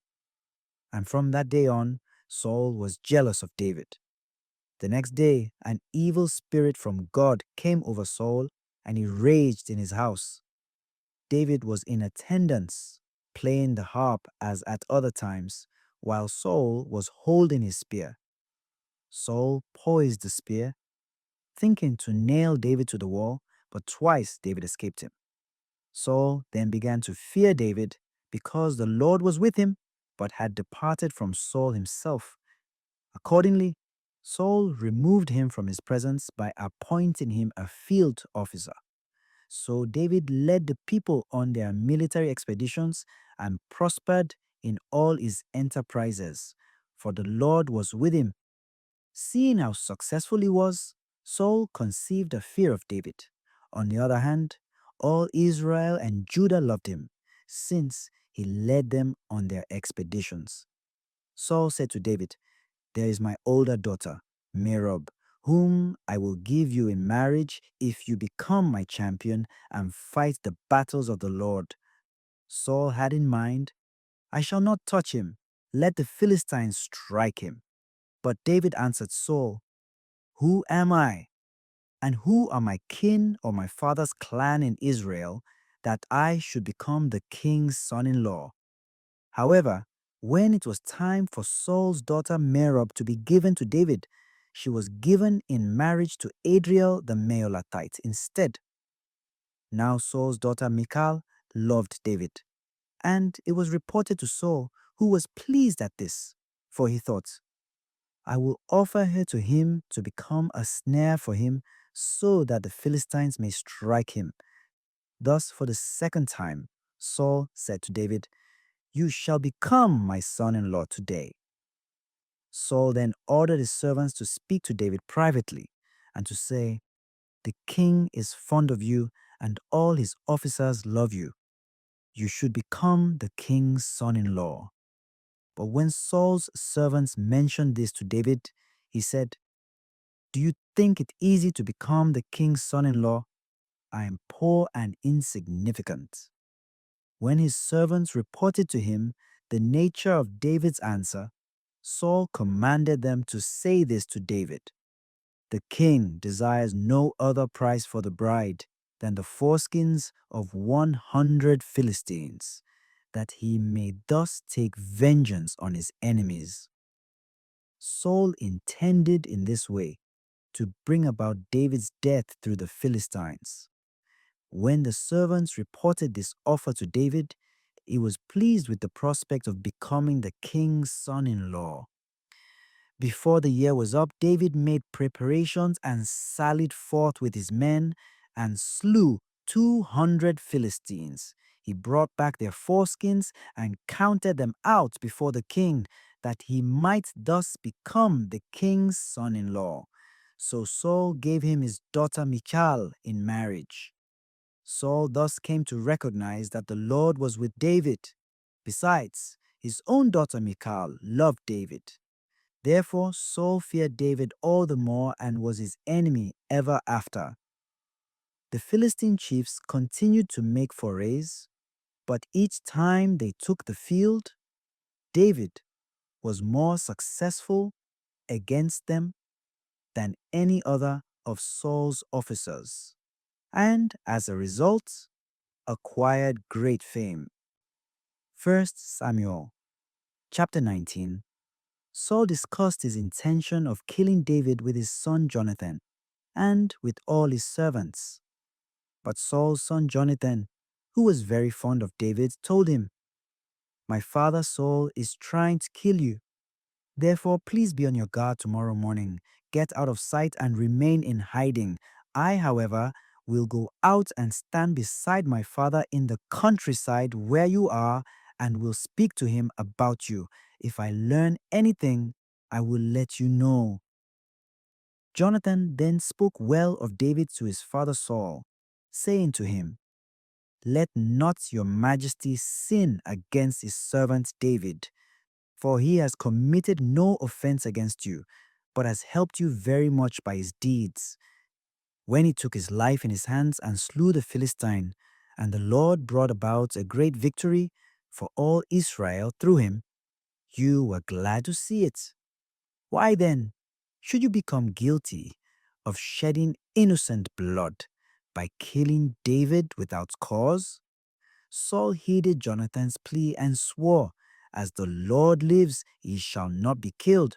So Jonathan summoned David and repeated the whole conversation to him. Jonathan then brought David to Saul, and David served him as before. When war broke out again, David went out to fight against the Philistines and inflicted a great defeat upon them, putting them to flight. Then an evil spirit from the Lord came upon Saul as he was sitting in his house with spear in hand, and David was playing the harp nearby. Saul tried to nail David to the wall with the spear, but David eluded Saul so that the spear struck only the wall and David got away safe. The same night, Saul sent messengers to David's house to guard it, that he might kill him in the morning. David's wife Michal informed him, Unless you save yourself tonight, tomorrow you will be killed. Then Michal let David down through a window, and he made his escape in safety. Michal took the household idol and laid it in the bed, putting a net of goat's hair at its head and covering it with a spread. When Saul sent messengers to arrest David, she said, He is sick. Saul, however, sent the messengers back to see David and commanded them, Bring him up to me in the bed that I may kill him." But when the messengers entered, they found the household idol in the bed, with the net of goat's hair at its head. Saul therefore asked Michal, "Why did you play this trick on me? You have helped my enemy to get away." Michal answered Saul, "He threatened me, 'Let me go, or I will kill you.'" Thus David got safely away. He went to Samuel in Ramah, informing him of all that Saul had done to him. Then he and Samuel went to stay in the sheds. When Saul was told that David was in the sheds near Ramah, he sent messengers to arrest David. But when they saw the band of prophets, presided over by Samuel, in a prophetic frenzy, they too fell into the prophetic state. Informed of this, Saul sent other messengers, who also fell into the prophetic state. For the third time, Saul sent messengers, but they too fell into the prophetic state.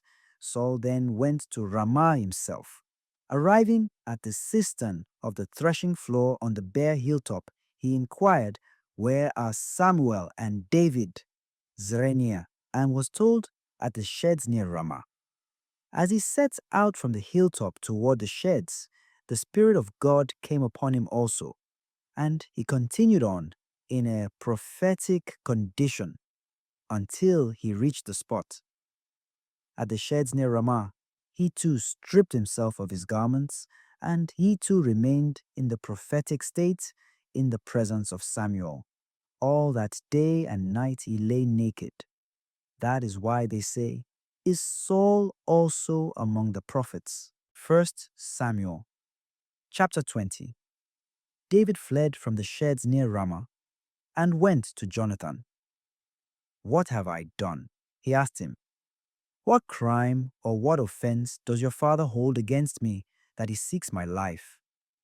Jonathan answered him, "Heaven forbid that you should die. My father does nothing, great or small, without disclosing it to me. Why then should my father conceal this from me? This cannot be so." But David replied, "Your father is well aware that I am favored with your friendship, so he has decided Jonathan must not know of this lest he be grieved. Nevertheless, as the Lord lives and as you live, there is but a step between me and death." Jonathan then said to David, "I will do whatever you wish." David answered, "Tomorrow is a new moon, when I should in fact dine with the king. Let me go and hide in the open country until evening. If it turns out that your father misses me, say, 'David urged me to let him go on short notice to his city Bethlehem, because his whole clan is holding its seasonal sacrifice there.' If he says, 'Very well, your servant is safe,' but if he becomes quite angry, you can be sure he has planned some harm. Do this kindness for your servant because of the Lord's bond between us, into which you brought me. If I am guilty, kill me yourself. Why should you give me up to your father?" But Jonathan answered, "Not I. If ever I find out that my father is determined to inflict injury upon you, I will certainly let you know." David then asked Jonathan, "Who will tell me if your father gives you a harsh answer?" Jonathan replied to David, "Come, let us go out into the field." When they were out in the open country together, Jonathan said to David, "As the Lord, the God of Israel, lives, I will sound out my father about this time tomorrow. Whether he is well disposed toward David or not, I will send you the information. Should it please my father to bring any injury upon you, may the Lord do thus and so to Jonathan if I do not apprise you of it and send you on your way in peace. May the Lord be with you, even as he was with my father. Only this, if I am still alive, may you show me the kindness of the Lord. But if I die, never withdraw your kindness from my house. And when the Lord exterminates all the enemies of David from the surface of the earth, the name of Jonathan must never be allowed by the family of David to die out from among you, or the Lord will make you answer for it. And in his love for David, Jonathan renewed his oath to him because he loved him as his very self. Jonathan then said to him, "Tomorrow is the new moon, and you will be missed, since your place will be vacant. On the following day, you will be missed all the more. Go to the spot where you hid on the other occasion and wait near the mound there. On the third day of the month, I will shoot arrows, as though aiming at a target. I will then send my attendant to go and recover the arrows. If in fact I say to him, 'Look, the arrow is the side of you. Pick it up, come, for you are safe. As the Lord lives, there will be nothing to fear.' But if I say to the boy, 'Look, the arrow is beyond you,' go, for the Lord sends you away. However, in the matter which you and I have discussed, the Lord shall be between you and me forever."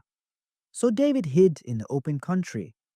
On the day of the new moon, when the king sat at table to dine, taking his usual place against the wall, Jonathan sat facing him, while Abner sat at the king's side, and David's place was vacant.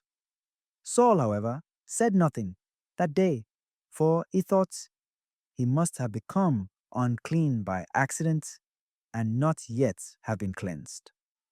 On the next day, the second day of the month, David's place was vacant.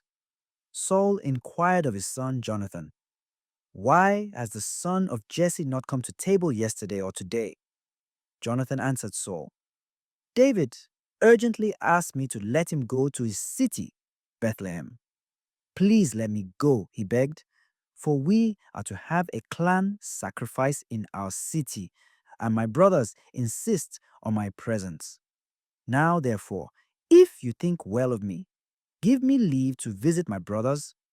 That is why he has not come to the king's table. But Saul was extremely angry with Jonathan and said to him, "Son of a rebellious woman, do I not know that, to your own shame and to the disclosure of your mother's shame, you are the companion of Jesse's son? Why, as long as the son of Jesse lives upon the earth, you cannot make good your claim to the kingship. So send for him and bring him to me, for he is doomed." But Jonathan asked his father Saul, "Why should he die? What has he done?" At this, Saul brandished his spear to strike him, and thus Jonathan learned that his father was resolved to kill David. Jonathan sprang up from the table in great anger and took no food that second day of the month, for he was grieved on David's account, since his father had railed against him. The next morning, Jonathan went out into the field with a little boy for his appointment with David. There he said to the boy, "Run and fetch the arrow." And as the boy ran, he shot an arrow beyond him in the direction of the city. When the boy made for the spot where Jonathan had shot the arrow, Jonathan called after him, "The arrow is farther on." Again he called to his lad, "Hurry, be quick, don't delay." Jonathan's boy picked up the arrow and brought it to his master. The boy knew nothing, only Jonathan and David knew what was meant. Then Jonathan gave his weapons to this boy of his and said to him, "Go, take them to the city." When the boy had left, David rose from beside the mound and prostrated himself on the ground 3 times before Jonathan in homage. They kissed each other and wept aloud together. At length, Jonathan said to David, "Go in peace, in keeping with what we two have sworn by the name of the Lord. The Lord shall be between you and me, and between your posterity and mine forever." 1 Samuel chapter 21. Then David departed on his way, while Jonathan went back into the city. David went to Ahimelech, the priest of Nob, who came trembling to meet him, and asked, "Why are you alone? Is there no one with you?" David answered the priest, "The king gave me a commission and told me to let no one know anything about the business on which he sent me or the commission he gave me. For that reason, I have arranged a meeting place with my men. Now, what have you on hand? Give me 5 loaves or whatever you can find." But the priest replied to David, "I have no ordinary bread on hand, only holy bread. If the men have abstained from women, you may eat some of that." David answered the priest, "We have indeed been segregated from women as on previous occasions. Whenever I go on a journey, all the young men are consecrated, even for a secular journey, all the more so today when they are consecrated at arms." So the priest gave him holy bread, for no other bread was on hand except the showbread which had been removed from the Lord's presence and replaced by fresh bread when it was taken away. One of Saul's servants was there that day, detained before the Lord. His name was Doeg the Edomite, and he was Saul's chief henchman. David then asked Ahimelech, "Do you have a spear or a sword on hand?"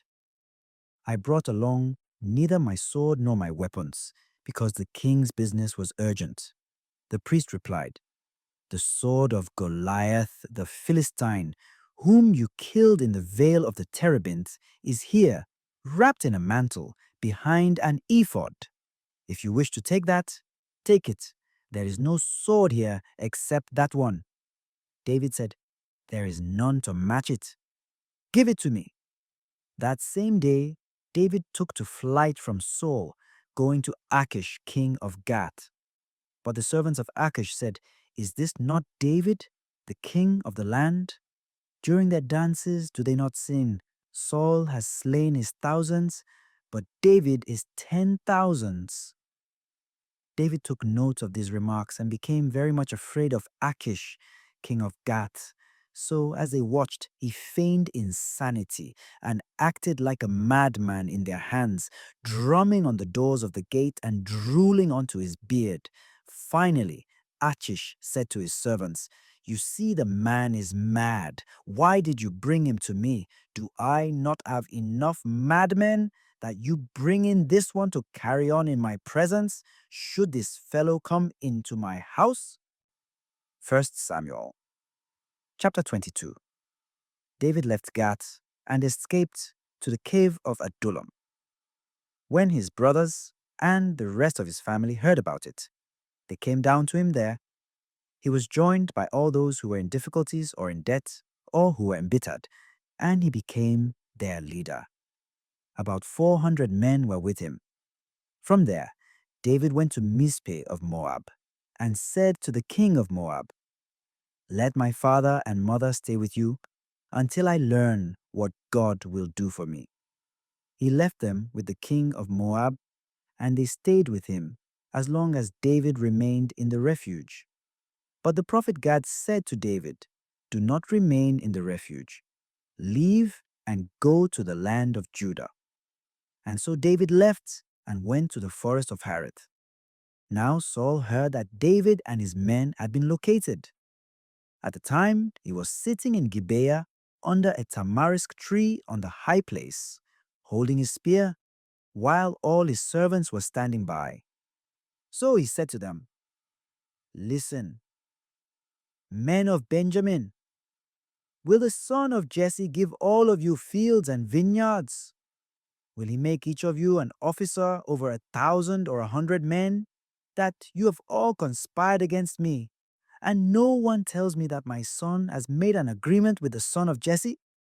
None of you shows sympathy for me or discloses to me that my son has stirred up my servant to be an enemy against me, as is the case today." Then Doeg the Edomite, who was standing with the officers of Saul, spoke up. "I saw the son of Jesse come to Ahimelech, son of Ahitub in Nob. He consulted the Lord for him and gave him supplies, and the sword of Goliath the Philistine as well. At this, the king sent a summons to Ahimelech the priest, son of Ahitub, and to all his family, who were priests in Nob, and they all came to the king. Then Saul said, "Listen, son of Ahitub." He replied, "Yes, my lord."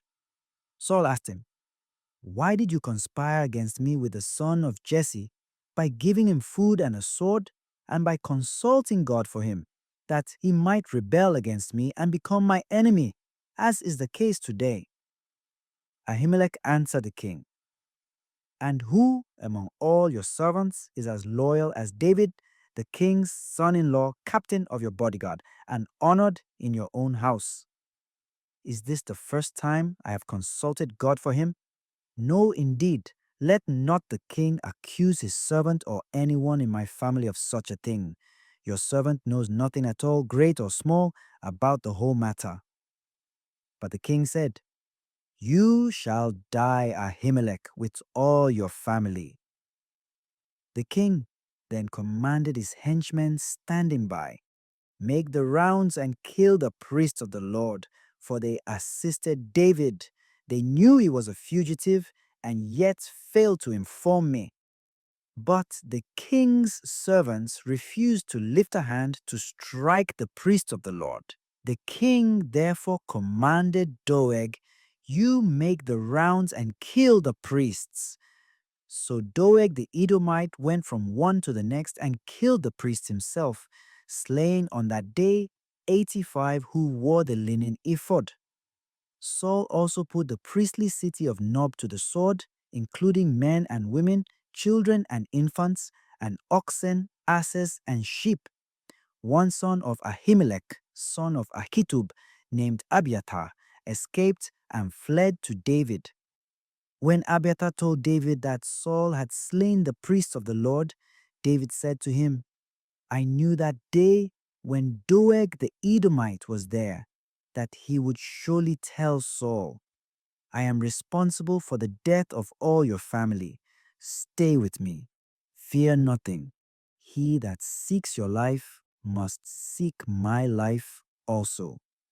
You are under my protection.'" First Samuel chapter 23. David received information that the Philistines were attacking Keilah and plundering the threshing floors. So he consulted the Lord, inquiring, "Shall I go and defeat these Philistines?" The Lord answered, "Go, for you will defeat the Philistines and rescue Keilah." But David's men said to him, "We are afraid here in Judah. How much more so if we go to Keilah against the forces of the Philistines?" Again David consulted the Lord, who answered, "Go down to Keilah, for I will deliver the Philistines into your power." David then went with his men to Keilah and fought with the Philistines. He drove off their cattle and inflicted a severe defeat on them, and thus rescued the inhabitants of Keilah. Abiathar, son of Ahimelech, who had fled to David, went down with David to Keilah, taking the ephod with him. When Saul was told that David had entered Keilah, he said, "God has put him in my grip. Now he has shut himself in, for he has entered a city with gates and bars." Saul then called all the people to war in order to go down to Keilah and besiege David and his men. When David found out that Saul was planning to harm him, he said to the priest Abiathar, "Bring forward the ephod." David then said, "O Lord God of Israel, your servant has heard a report that Saul plans to come to Keilah to destroy the city on my account. Will they hand me over? And now will Saul come down, as your servant has heard? O Lord God of Israel, tell your servant." The Lord answered, "He will come down." David then asked, "Will the citizens of Keilah deliver me and my men into the grasp of Saul?" And the Lord answered, "Yes." So David and his men, about 600 in number, left Keilah and wandered from place to place. When Saul was informed that David had escaped from Keilah, he abandoned the expedition. David now lived in the refuges in the desert or in the barren hill country near Ziph. Though Saul sought him continually, the Lord did not deliver David into his grasp.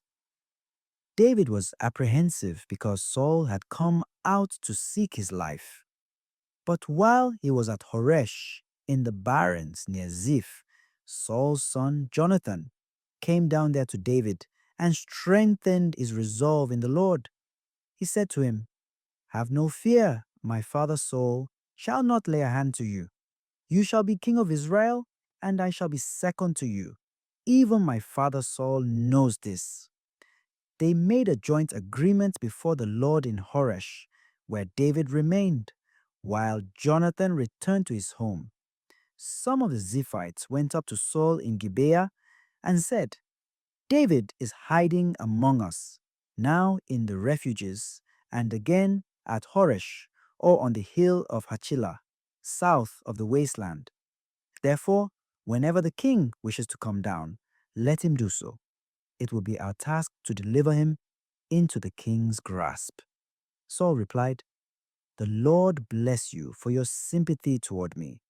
Go now and make sure once more, take note of the place where he sets foot." For he thought, "Perhaps they are playing some trick on me."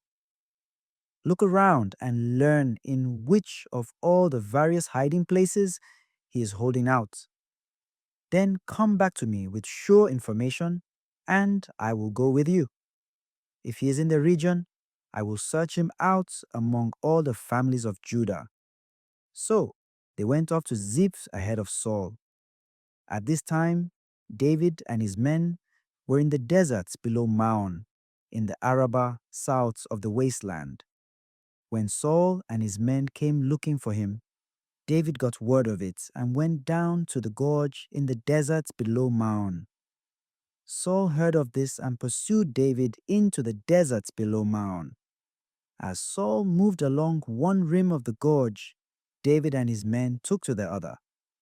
David was in anxious flight to escape Saul, and Saul and his men were attempting to outflank David and his men in order to capture them, when a messenger came to Saul saying, "Come quickly, because the Philistines have invaded the land." Saul interrupted his pursuit of David and went to meet the Philistines. This is how that place came to be called the Gorge of Divisions. 1 Samuel chapter 24. David then went up from there and stayed in the refuges behind En-Gedi. And when Saul returned from the pursuit of the Philistines, he was told that David was in the desert near En-Gedi. So Saul took 3,000 picked men from all Israel and went in search of David and his men in the direction of the wild goat crags. When he came to the sheepfolds along the way, he found a cave, which he entered to ease nature. David and his men were occupying the inmost recesses of the cave. David's servants said to him, "This is the day of which the Lord said to you, I will deliver your enemy into your grasp. Do with him as you see fit." So David moved up and stealthily cut off an end of Saul's mantle. Afterward, however, David regretted that he had cut off an end of Saul's mantle. He said to his men, "The Lord forbid that I should do such a thing to my master, the Lord's anointed, as to lay a hand on him, for he is the Lord's anointed." With these words, David restrained his men and would not permit them to attack Saul. Saul then left the cave and went on his way. David also stepped out of the cave, calling to Saul, "My lord the king." When Saul looked back, David bowed to the ground in homage and asked Saul, "Why do you listen to those who say, 'David is trying to harm you'? You see for yourself today that the Lord just now delivered you into my grasp in the cave. I had some thought of killing you, but I took pity on you instead. I decided, I will not raise a hand against my Lord, for he is the Lord's anointed and a father to me. Look here at this end of your mantle which I hold. Since I cut off an end of your mantle and did not kill you, see and be convinced that I plan no harm and no rebellion. I have done you no wrong, though you are hunting me down to take my life. The Lord will judge between me and you, and the Lord will exact justice from you in my case. I shall not touch you. The old proverb says, "From the wicked comes forth wickedness." So I will take no action against you. Against whom are you on campaign, O King of Israel? Whom are you pursuing, a dead dog or a single flea? The Lord will be the judge. He will decide between me and you. May he see this and take my part and grant me justice beyond your reach. When David finished saying these things to Saul, Saul answered, "Is that your voice, my son David?" And he wept aloud. Saul then said to David, "You are in the right rather than I. You have treated me generously, while I have done you harm. Great is the generosity you showed me today, when the Lord delivered me into your grasp, and you did not kill me. For if a man meets his enemy, does he send him away unharmed? May the Lord reward you generously for what you have done this day. And now, since I know that you shall surely be king, and that sovereignty over Israel shall come into your possession, swear to me by the Lord that you will not destroy my descendants, and that you will not blot out my name and family." David gave Saul his oath, and Saul returned home, while David and his men went up to the refuge. 1 Samuel chapter 25. Samuel died, and all Israel gathered to mourn him. They buried him at his home in Ramah. Then David went down to the desert of Maon. There was a man of Maon who had property in Carmel. He was very wealthy, owning 3,000 sheep and 1,000 goats. At this time, he was present for the shearing of his flock in Carmel. The man was named Nabal, his wife, Abigail. The woman was intelligent and attractive, but Nabal himself, a Calebite, was harsh and ungenerous in his behavior. When David heard in the desert that Nabal was shearing his flock, he sent 10 young men, instructing them, "Go up to Carmel, pay Nabal a visit, and greet him in my name. Say to him, 'Peace be with you, my brother, and with your family, and with all who belong to you. I have just heard that shearers are with you. Now, when your shepherds were with us, we did them no injury, neither did they miss anything, all the while they were in Carmel. Ask your servants, and they will tell you so. Look kindly on these young men, since we come at a festival time. Please give your servants and your son David whatever you can manage.'" When David's young men arrived, they delivered this message fully to Nabal in David's name, and then waited. But Nabal answered the servants of David, "Who is David? Who is the son of Jesse?" Nowadays there are many servants who run away from their masters. Must I take my bread, my wine, my meat that I have slaughtered for my own shearers, and give them to men who come from I know not where? So David's young men retraced their steps, and on their return reported to him all that had been said. Thereupon David said to his men, "Let everyone gird on his sword." And so everyone, David included, girded on his sword. About 400 men went up after David, while 200 remained with the baggage. But Nabal's wife Abigail was informed of this by one of the servants, who said, "David sent messengers from the desert to greet our master, but he flew at them screaming, 'Yet these men were very good to us. We were done no injury, neither did we miss anything, all the while we were living among them during our stay in the open country.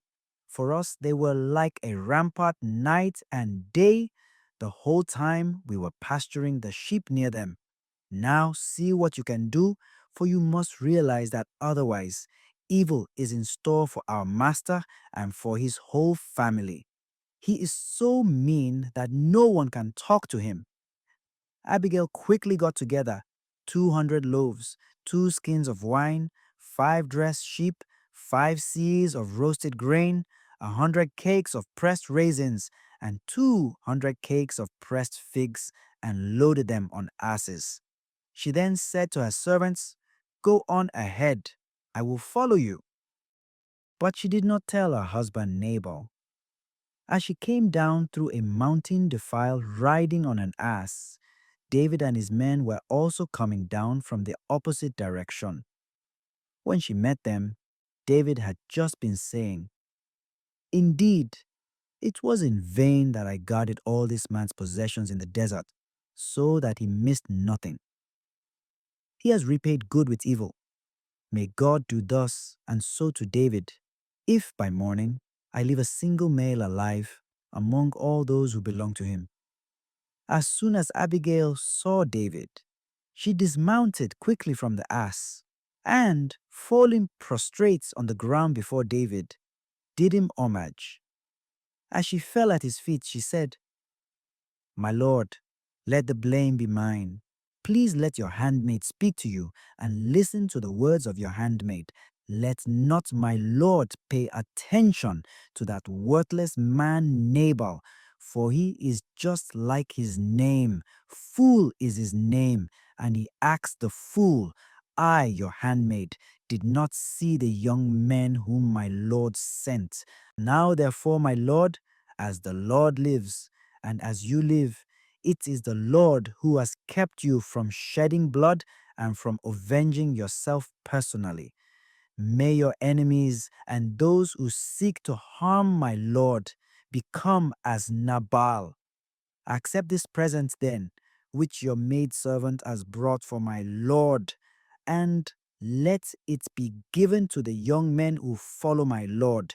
Please forgive the transgression of your handmaid, for the Lord shall certainly establish a lasting dynasty for my Lord, because your lordship is fighting the battles of the Lord, and there is no evil to be found in you your whole life long. If anyone rises to pursue you and to seek your life, may the life of my Lord be bound in the bundle of the living, in the care of the Lord your God. But may he hurl out the lives of your enemies as from the hollow of a sling. And when the Lord carries out for my Lord the promise of success he has made concerning you, and appoints you as commander over Israel, you shall not have this as a qualm or burden on your conscience, my Lord, for having shed innocent blood or for having avenged yourself personally. When the Lord confers this benefit on your lordship, remember your handmaid." David said to Abigail, "Blessed be the Lord, the God of Israel, who sent you to meet me today. Blessed be your good judgments, and blessed be you yourself, who this day have prevented me from shedding blood and from avenging myself personally. Otherwise, as the Lord, the God of Israel, lives, who has restrained me from harming you, if you had not come so promptly to meet me, by dawn, Nabal would not have had a single man or boy left alive." David then took from her what she had brought him and said to her, "Go up to your home in peace. See, I have granted your request as a personal favor." When Abigail came to Nabal, there was a drinking party in his house like that of a king, and Nabal was merry because he was very drunk. So she told him nothing at all before daybreak the next morning. But then, when Nabal had become sober, his wife told him what had happened. At this, his courage died within him, and he became like a stone. About 10 days later, the Lord struck him, and he died. On hearing that Nabal was dead, David said, "Blessed be the Lord who has requited the insults I received at the hand of Nabal, and who restrained his servant from doing evil, but has punished Nabal for his own evil deeds." David then sent a proposal of marriage to Abigail. When David's servants came to Abigail in Carmel, they said to her, "David has sent us to you that he may take you as his wife."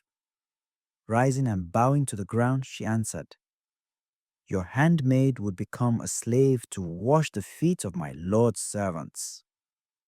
She got up immediately, mounted an ass, and followed David's messengers, with her 5 maids following in attendance upon her.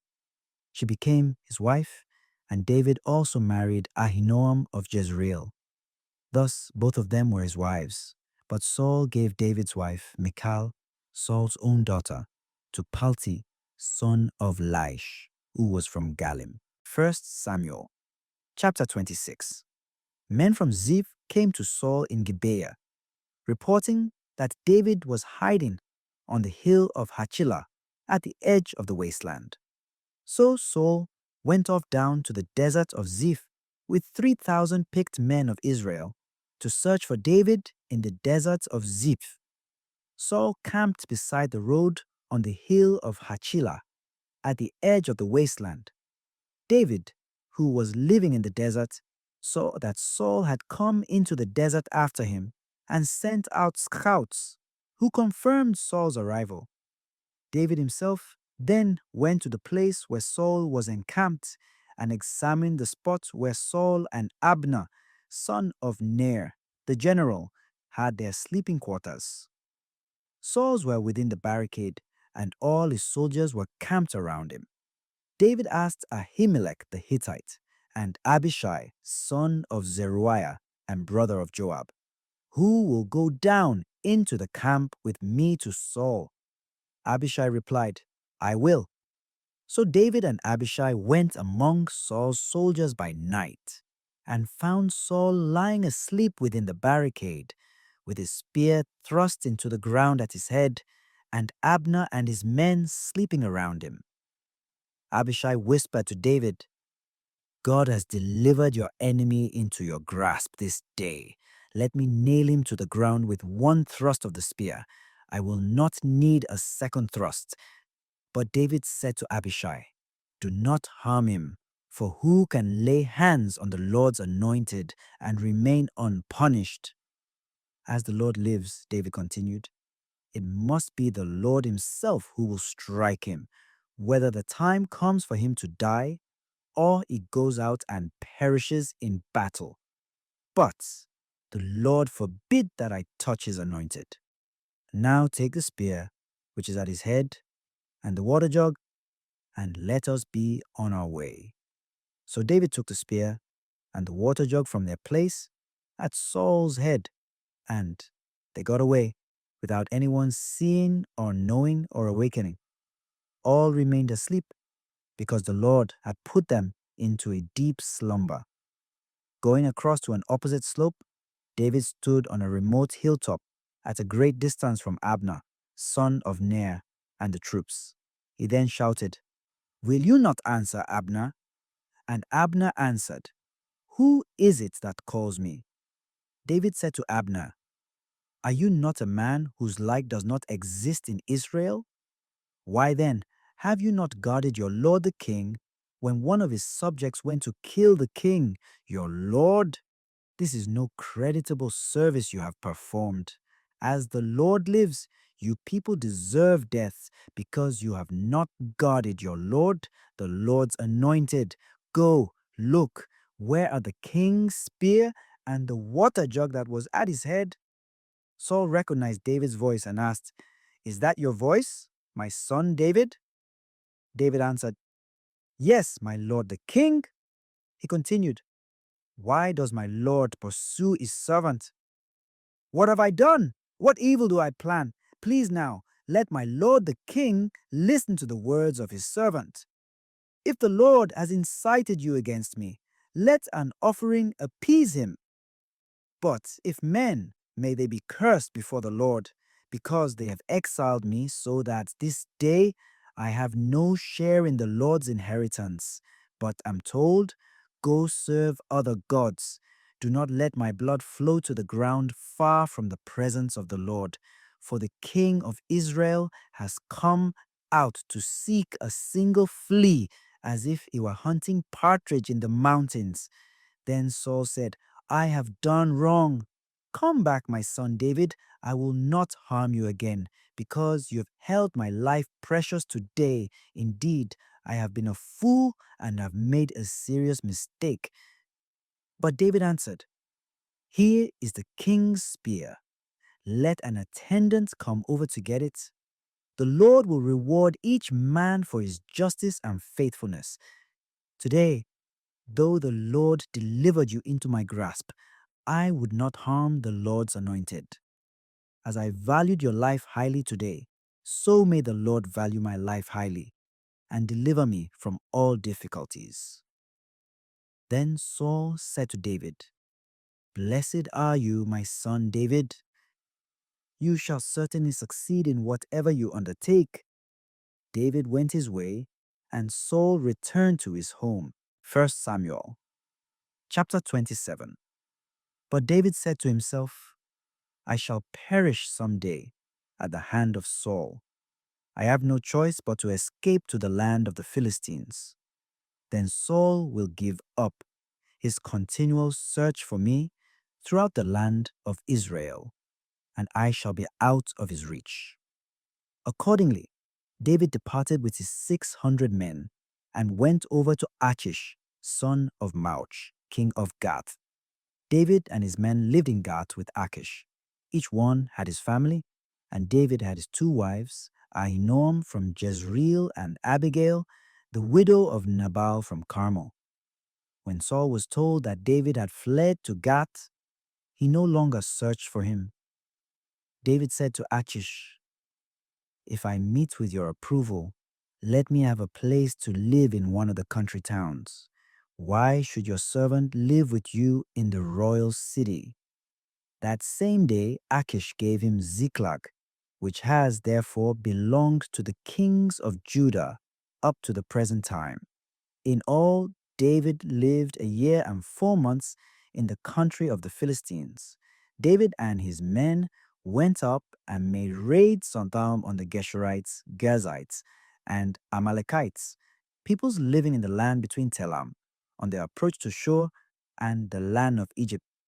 In attacking the land, David would not leave a man or woman alive, but would carry off sheep, oxen, asses, camels, and clothes. On his return, he brought these to Achish, who asked, Whom did you raid this time? And David answered, The Negeb of Judah, or the Negeb of Jerahmeel, or the Negeb of the Canaanites. But David would not leave a man or woman alive to be brought to Gath, fearing that they would betray him by saying, This is what David did. This was his custom as long as he lived in the country of the Philistines. And Achish trusted David, thinking, He must certainly be detested by his people Israel. I shall have him as my vassal forever. 1 Samuel chapter 28. In those days, the Philistines mustered their military forces to fight against Israel. So Achish said to David, You realize, of course, that you and your men must go out on campaign with me to Jezreel. David answered Achish, Good. Now you shall learn what your servant can do. Then Achish said to David, I shall appoint you my permanent bodyguard.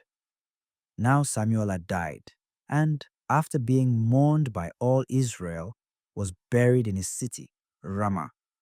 Meanwhile, Saul had driven mediums and fortune tellers out of the land. The Philistine levies advanced to Shunem and encamped. Saul too mustered all Israel. They camped on Gilboa. When Saul saw the camp of the Philistines, he was dismayed and lost heart completely. He therefore consulted the Lord, but the Lord gave no answer, whether in dreams or by the Urim or through prophets.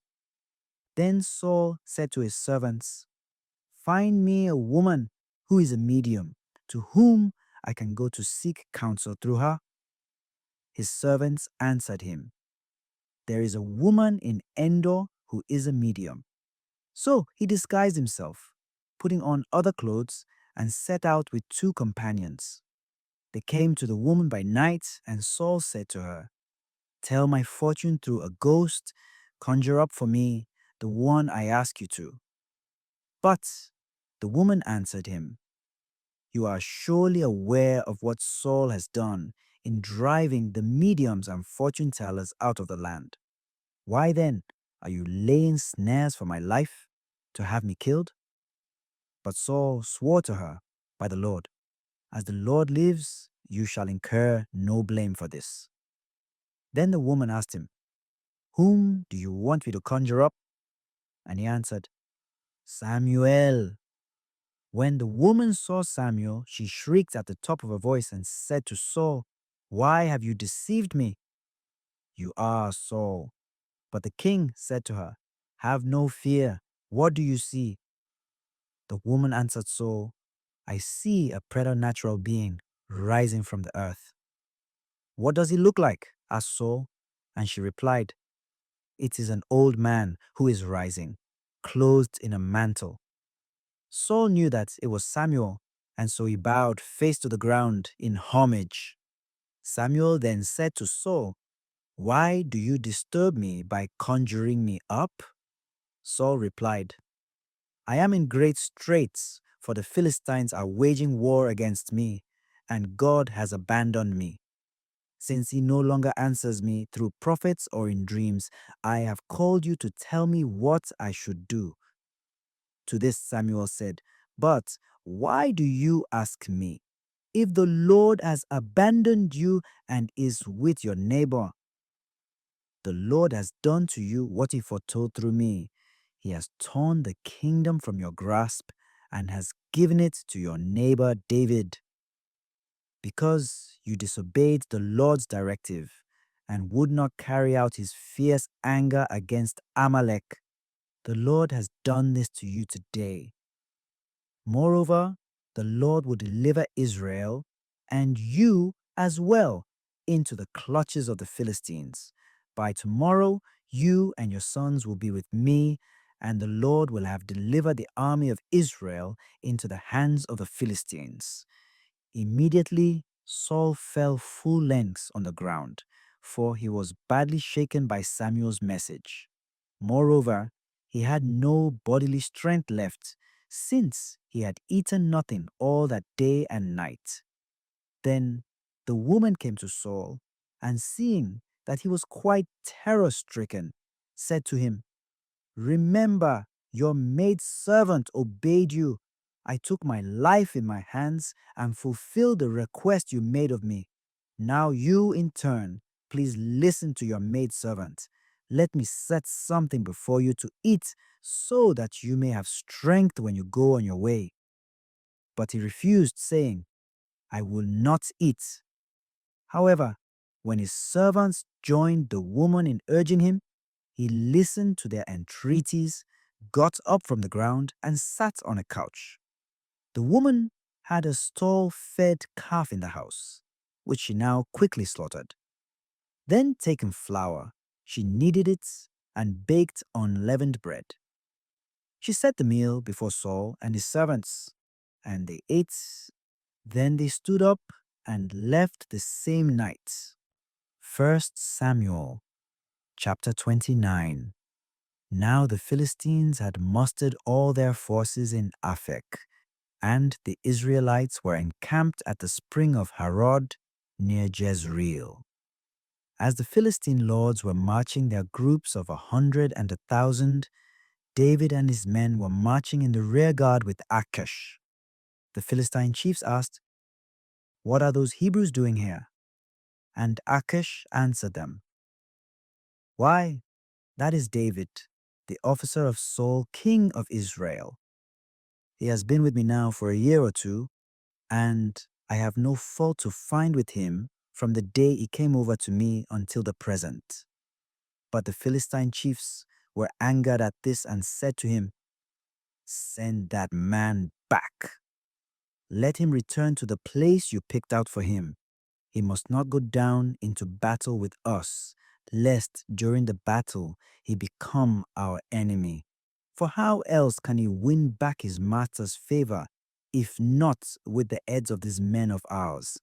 Is this not the David of whom they sing during their dances? Saul has slain his thousands, but David his 10,000s. So Achish summoned David and said to him, As the Lord lives, you are honest, and I should be pleased to have you active with me in the camp, for I have found nothing wrong with you from the day of your arrival to this day. But you are not welcome to the Lord's. Withdraw peaceably now, and do nothing that might displease the Philistine lords. But David said to Achish, What have I done? Or what have you against your servant from the first day I have been with you to this day, that I cannot go to fight against the enemies of my lord the king? You know, Achish answered David, that you are acceptable to me. But the Philistine chiefs have determined you are not to go up with us to battle. So the first thing tomorrow, you and your lord's servants who came with you go to the place I picked out for you. Do not decide to take umbrage at this. You are as acceptable to me as an angel of God.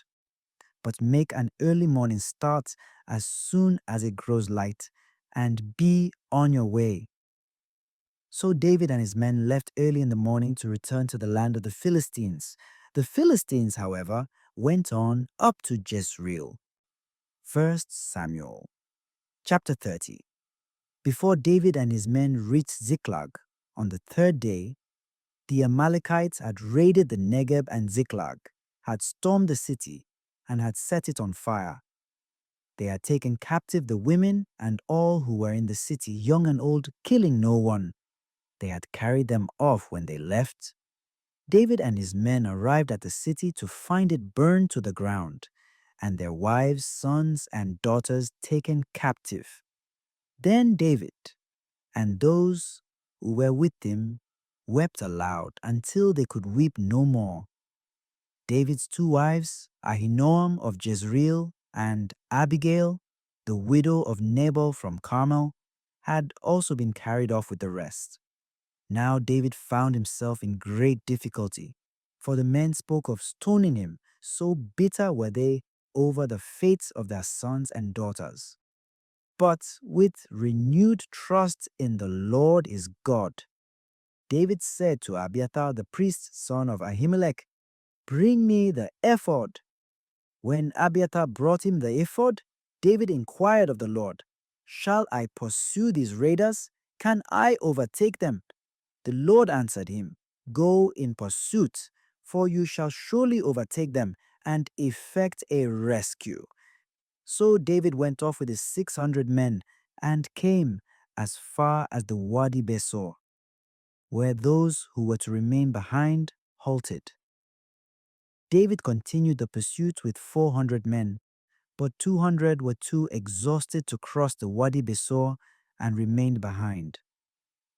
An Egyptian was found in the open country and brought to David.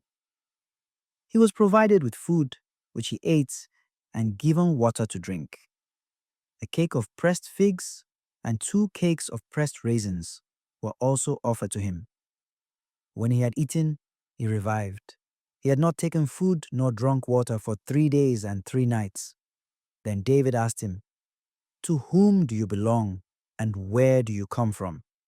He replied, I am an Egyptian, the slave of an Amalekite. My master abandoned me because I fell sick 3 days ago today. We raided the Negeb of the Cherethites, the territory of Judah, and the Negeb of Caleb, and we set Ziklag on fire. David then asked him, Will you lead me down to this raiding party? He answered, Swear to me by God that you will not kill me or deliver me to my master, and I will lead you to the raiding party.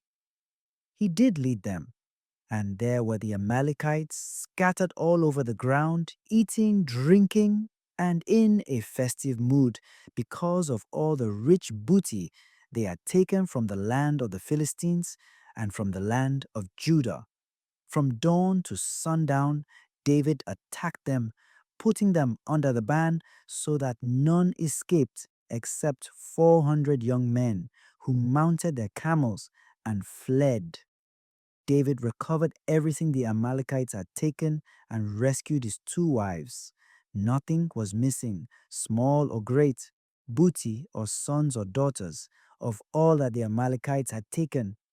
David brought back everything.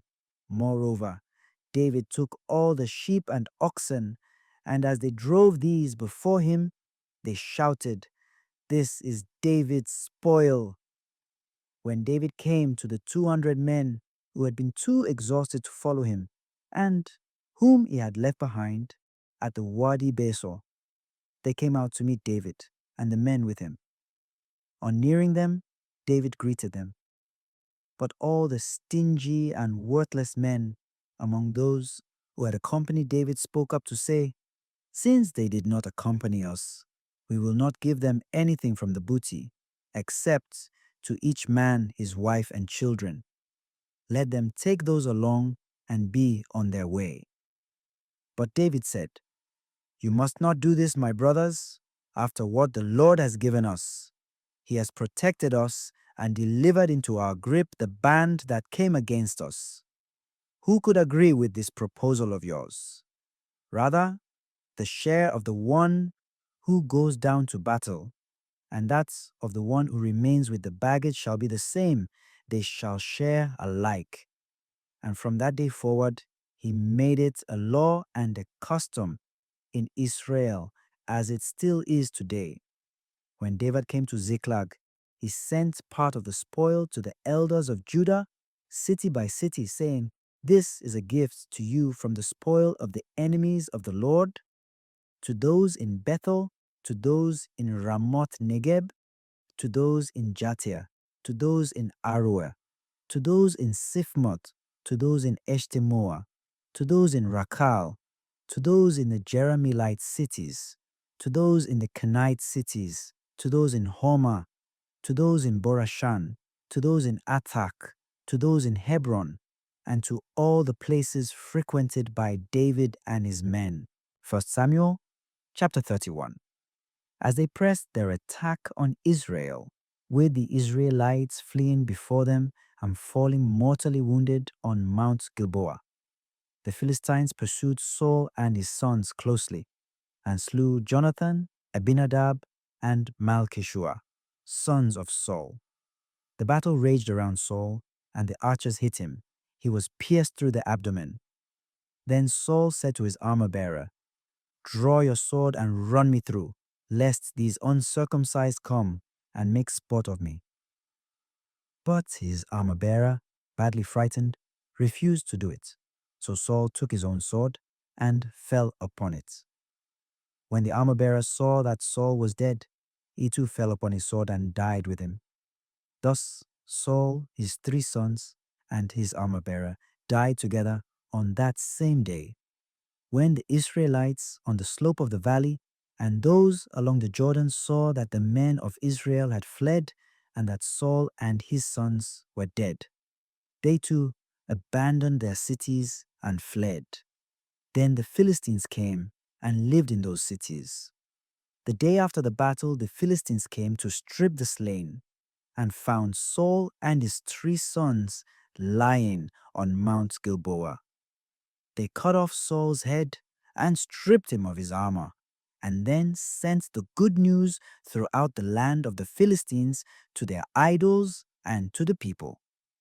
They put his armor in the temple of Astarte, but impaled his body on the wall of Bethshan. When the inhabitants of Jabesh Gilead heard what the Philistines had done to Saul, all their warriors set out, and after marching throughout the night, removed the bodies of Saul and his sons from the wall of Bethshan, and brought them to Jabesh, where they cremated them.